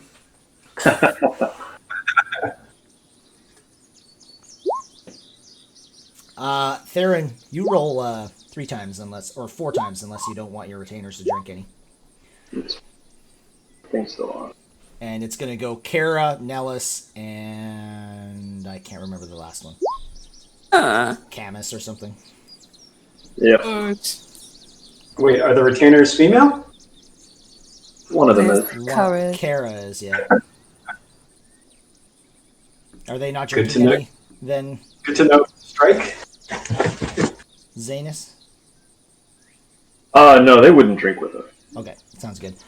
So you guys drink this, and you're all like, you're all a little tipsy. But Rain gets not drinking lots of wine in her earlier days. You are smashed. You are drunk. Like, you are there. You are in. You're not going to be able to do anything for the rest of the night. Put it that way. Rain, I'll take your watch for the night. You guys just kind of, she's like laughing and giggling and kind of just as you guys are like talking amongst each other throughout the night. And she, at one point, that's it. She's done. She's out, and she's not like in a comfortable position. It looks like either. She's just like done, kind of slunched over, and yeah. So you guys wake up in the morning. You all feel a little groggy. Wake up in the morning. Rain, especially, you wake up and you just feel like a bag of shit. You're like, you don't feel like doing anything. No disadvantages or anything, just the fact that you don't feel like you really want to go anywhere, especially on a long, like 15-mile journey. But So, which creature are you turning into to rest on somebody's shoulder during the march? I was thinking a ferret. okay, I mean, I'm not being funny, but can I, with the regaining uses of wild shape, can I just kind of ferret indefinitely whilst being carried? I will. That is a ruling I'm going to look into.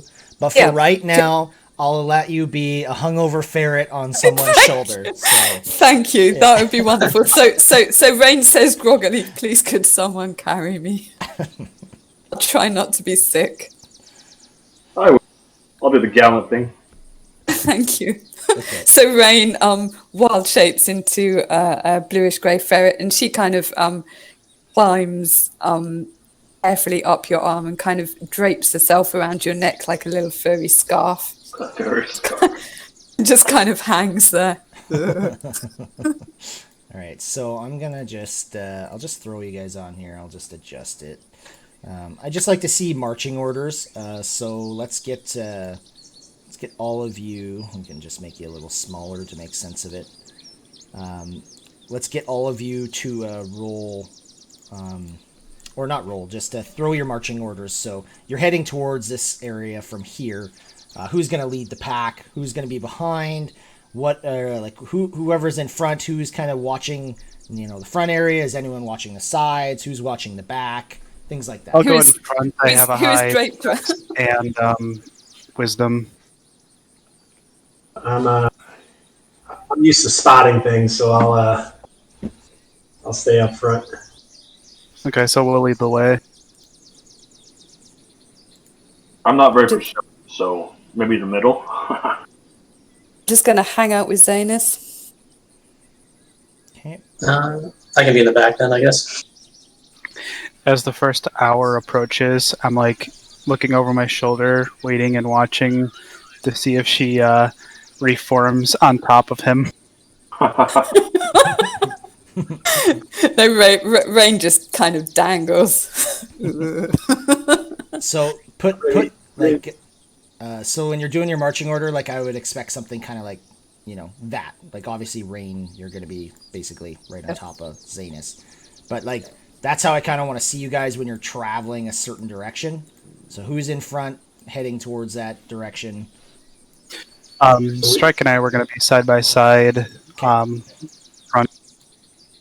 Okay. And you guys are watching the front together. Yeah, Correct. Well, front and right and left. Like And a cone. I'll watch the rear. So if you're both kind of watching like the front, then I'll give advantage. But if you're kind of watching your sides as well, then it's not going to be advantage on a front check because you're kind of watching your right and your front. Does that make sense? Yeah, I think right gotcha. in front. Sides in front are probably better, so we keep the sides covered. Yeah, no advantage. Let's cover more area. Yeah. Okay, and then Rain, you're obviously drunk on top of Zane's. And Varys, you're watching the back, correct? Yeah. Okay. So let's get a perception check from Varys.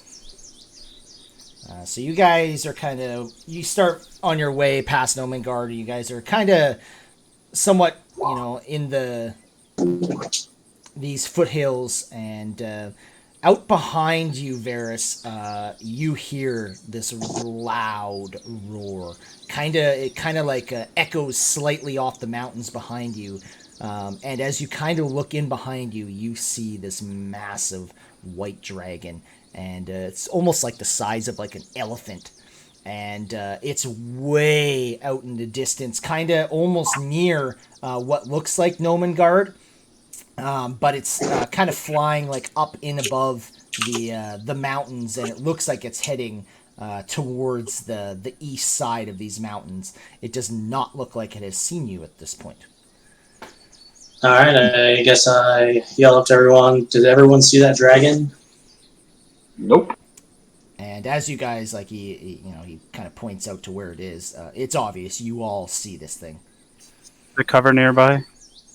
There's cover all over in the area. Even just going prone is very useful at this point. And just Yeah, I would motion and say in a in a quieter tone, let's get down.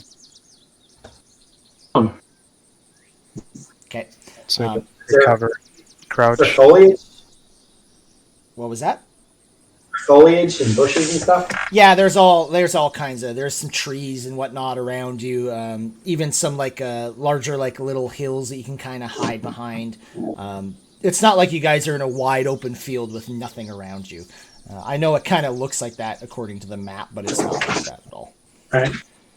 Roll.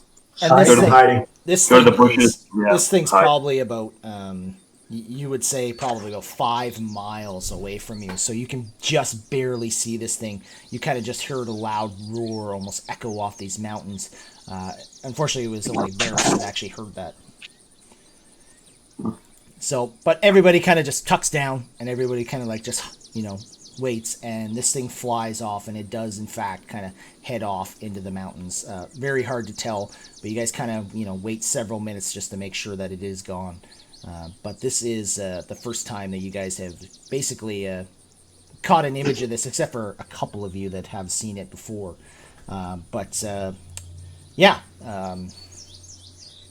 It seems to be gone at this point. Do we have any idea how big it was? You're not really sure. It was, like I said, it was a long ways away, but if I could compare it for what it kind of looked like a large elephant. So that is our prey. His head will look mighty on my wall. The ferret looks at you. Better have some good treasure. I mean, at least we know that it's at least traveling east of Nomengard. So at least when we get more information, we can head out possibly that way. See if we can find it. All right. There, quietly reflecting, and he was pretty confident in his skill, but he's gone down in both fights, and he's understanding that he's not as strong on a large scale as he thought he was. All right. So, Is the ferret feeling any better? yeah, at this point, it's kind of like halfway through your journey, and you feel you feel better at this point. Okay, good. You don't feel as groggy. Okay. So you guys continue down. The day is pretty much just like the previous. Not too hot, not too cold. You guys kind of feel more of a breeze starting to come from the coast. And as you look out towards the ocean, It also looks like perhaps maybe a storm or something is forming out that way. You can just tell it kind of looks fairly dark and whatnot out towards the coast. But you guys do continue your way on into where you believe this dwarven excavation site is. And let me just bring you guys there. Just give me 2 seconds. Copy.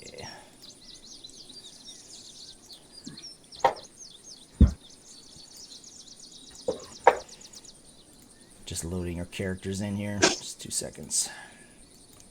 So I'm gonna, while you're doing that, I'm gonna pull gently at Zaina's ear to try and indicate that I want to get down.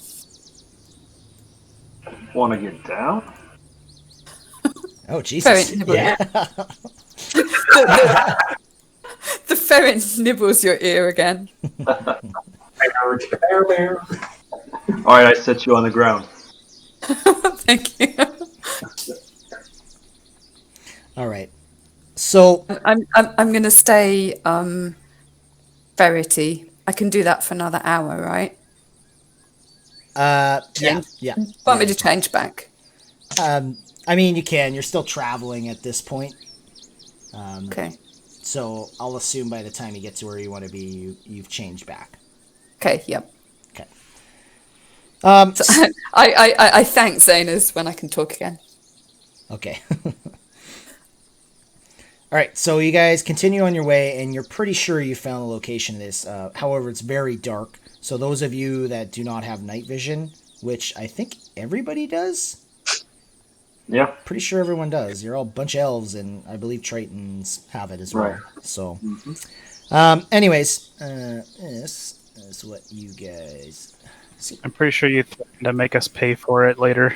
Yeah, you're gonna regret that. Anyways, so the canyon's rocky walls kind of rise to a height of about 80 feet. At the end of this canyon, a 20-foot high wall of black stone has a broken gate carved into it, with one stone door hanging precariously by a hinge and the other door missing. Beyond this open gate, in the shadow of a great mountain to the east, lies a ruined settlement. All is quiet. Time of day? So it's starting to get dark at this point. But as you're in this canyon, it's really dark in here as well. But you still have a little bit of daylight left. Definitely move forward. You can do whatever you want. I'm asking for. Yeah, I think we can move forward. Reynard's saying is, can you see here? Can I see? Yes. Okay. Of course I can. She says, I'm sorry, I don't know what your people can do. There's very little we can't do.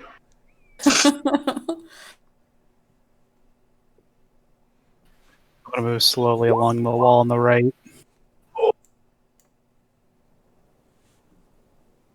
Is anyone home? I look back and like. Do you With actually? a look that's like, what are you doing? So I think he's playing into his natural one. So as you do call out, all of a sudden, Oh god. something does reply after about a few seconds. Anyways, something does reply, and you're, who goes there? It is Zadis. What are We your are intentions? You've come with a message from Vandrin? Vandalin. Vandalin. From Vandalin. Yeah. Vandalin. Subsurface hellhole. From Vandalin. Yes, of course. Are you friendly? Yes. Looks over at Strike. I'll peek through the gate. What was that? I'll peek through the gate. How big is the gate? I'll peek. I'll look in. Oh, yeah. Okay, sounds good. So Yes, you look we're in, friendly. and you guys can see two dwarves kind of just hiding in this rubble. You guys also notice as you kind of like step into this area here, it looks like lots of rubble has been like hauled away. You see like outlines of like stone buildings. You kind of notice there's like behind the dwarves there's like an old well as well. You notice like there are some like bones too in the area. They look like smaller bones, like maybe a gnome, but more realistically like dwarven bones. And yeah. Okay. You guys also notice like a large, what looks like a large wall over this way. It's about 10 feet high. And these two dwarves say, "So, you've come from Vandalin?" The dragon hit here? Looks like you have a bit of a mess. No, this has been here for many years, and there was an avalanche here at one point, and it caved in this whole area. We've been clearing it for months. We were sent to warn you of the white dragon that's in the area. We actually just saw it earlier today, flying over the mountains. Really? That's not good. Dragons are not to be trifled with. Well, we appreciate this information. Thank you very much. Very good. Good day. So what have you found here? Well, this is a temple, and we haven't found much at this point. Have you been inside yet? Have you been inside yet? Yes, we've breached the doors about a 10-day ago, and we found a couple, what looks like maybe a secret entrance and whatnot. We don't know how big it is, but we could use some help. We're pretty sure we heard something inside of there. We haven't gone in since. Tell you what, Yes. you help us clear this location, and we will perhaps reward you. What kind of reward are we talking? I heard a couple conversations there. What kind of reward are you talking about? Well, have you ever seen these before? And he kind of hands out what looks like these.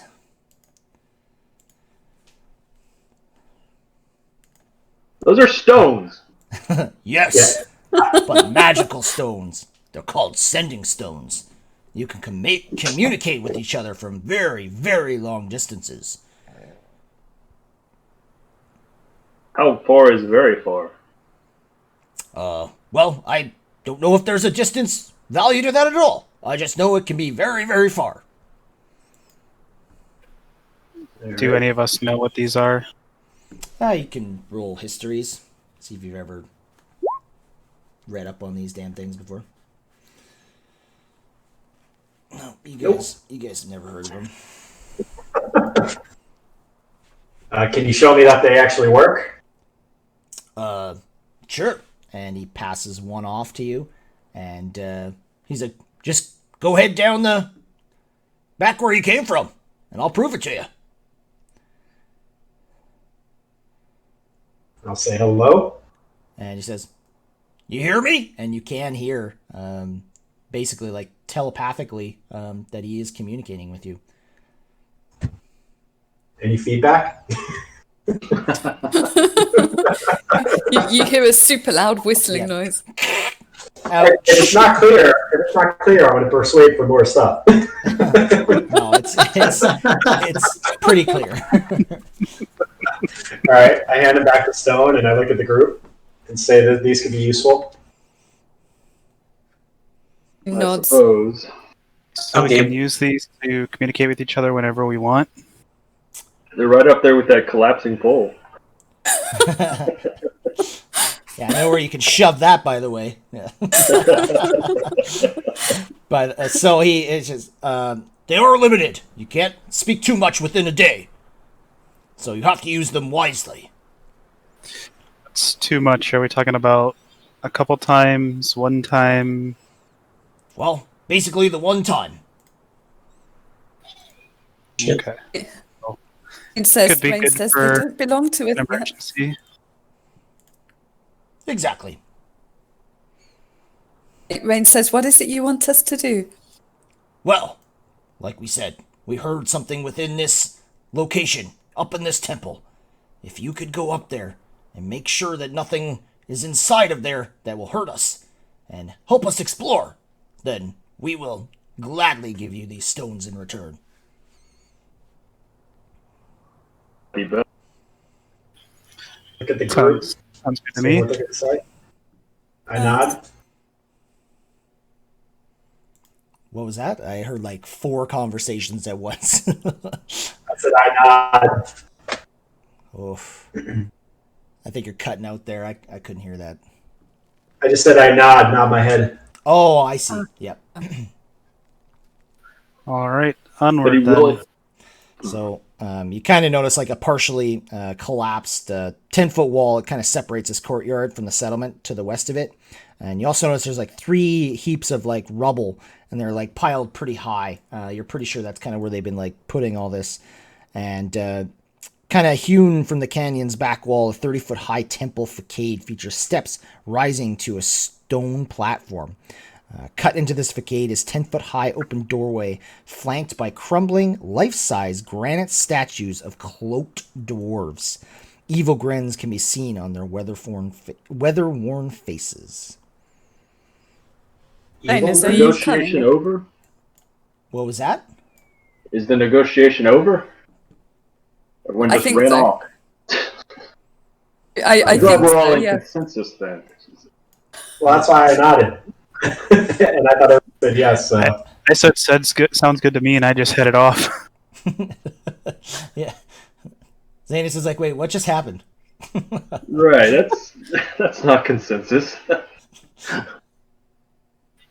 I consulted myself and made a decision. Well, then you can go off by yourself then.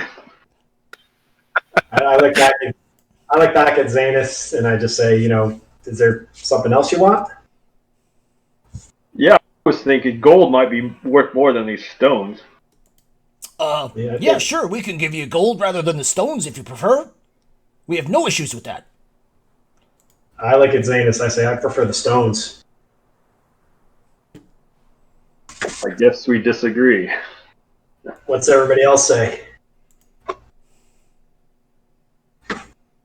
And shrugs, caring little for gold or stones. So the stones could be useful if someone's scouting ahead. It needs to relay information. He says perhaps they could help the townspeople. They're watching for the dragon. Maybe we take the stones and then we sell them for more gold. And they, Well, that's just creating a middleman when you don't need to. they look at you. With how scared Harbin is, he might want this very, very badly. Yes. Strike says, how about we investigate this temple and then we'll see if we want the gold or the stones. I kind of feel like we should have this hammered out now. I just have that strange feeling. Don't make me ban you. I'll say to the dwarves, I'll say, how about we go into the temple with the stones, see how useful they are, and when we come back with the thing dealt with, you'll get them back. But we just used them. Well, we used them. Oh yeah. I'm glad you called my me. party members, some of them obviously don't see how useful they are, so... Yes, but we've already used them once for the day. Unfortunately, they're unusable at this point. Oh, that's it? That's it. Now I look at Zanus and I say, well, maybe you're right. Right. They're not that great. Gold? We'll make a deal for gold then. How much gold? 250 gold pieces. I say, I think you can surely do better than that. No. No, we cannot. Are you sure? I just persuaded. And he's like, you can tell he's like kind of swifting into his, maybe 252? That's all I got. Rain says to Strike, it sounds like a lot of gold. Yeah, I just say, okay. And I look at the group for consensus. I'm Right, fine with no- that. Jane is nodding, but gingerly, since she still has a little bit of a headache. Yeah, that works for me. So you guys want to take the gold instead? Yes. I think we have to deal with the things first. And he puts out his hand and just says, "All right, we'll make a deal then. You help us explore this location, and we will most definitely give you 252 gold. I'll make sure I count it all. If I have any more, I'll give you whatever I have." And at what point is it considered explored? Well, we just gotta search through. Like I said, we found one secret door. God only knows how many there are. I see. So Anyone shake- we'll continue to explore it until we Theron's bored of the any additional and passages starts walking or away. Okay. And do we get to keep anything we find in there that we wish to have? That sounds like a fair enough deal. Whatever you find, you can keep.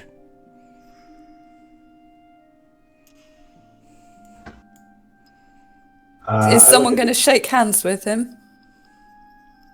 I just nod, and then I look at the group and I say, "Where's Theron?" He is getting surprise attacked, actually. No, Yeah. just kidding. Says, This must be his first party. No, I said Theron's bored of the negotiations and starts walking away. All right. But there, guys, we are going to end the session. So I'm going to end the stream. Thanks for checking us out, guys. We'll be back next week.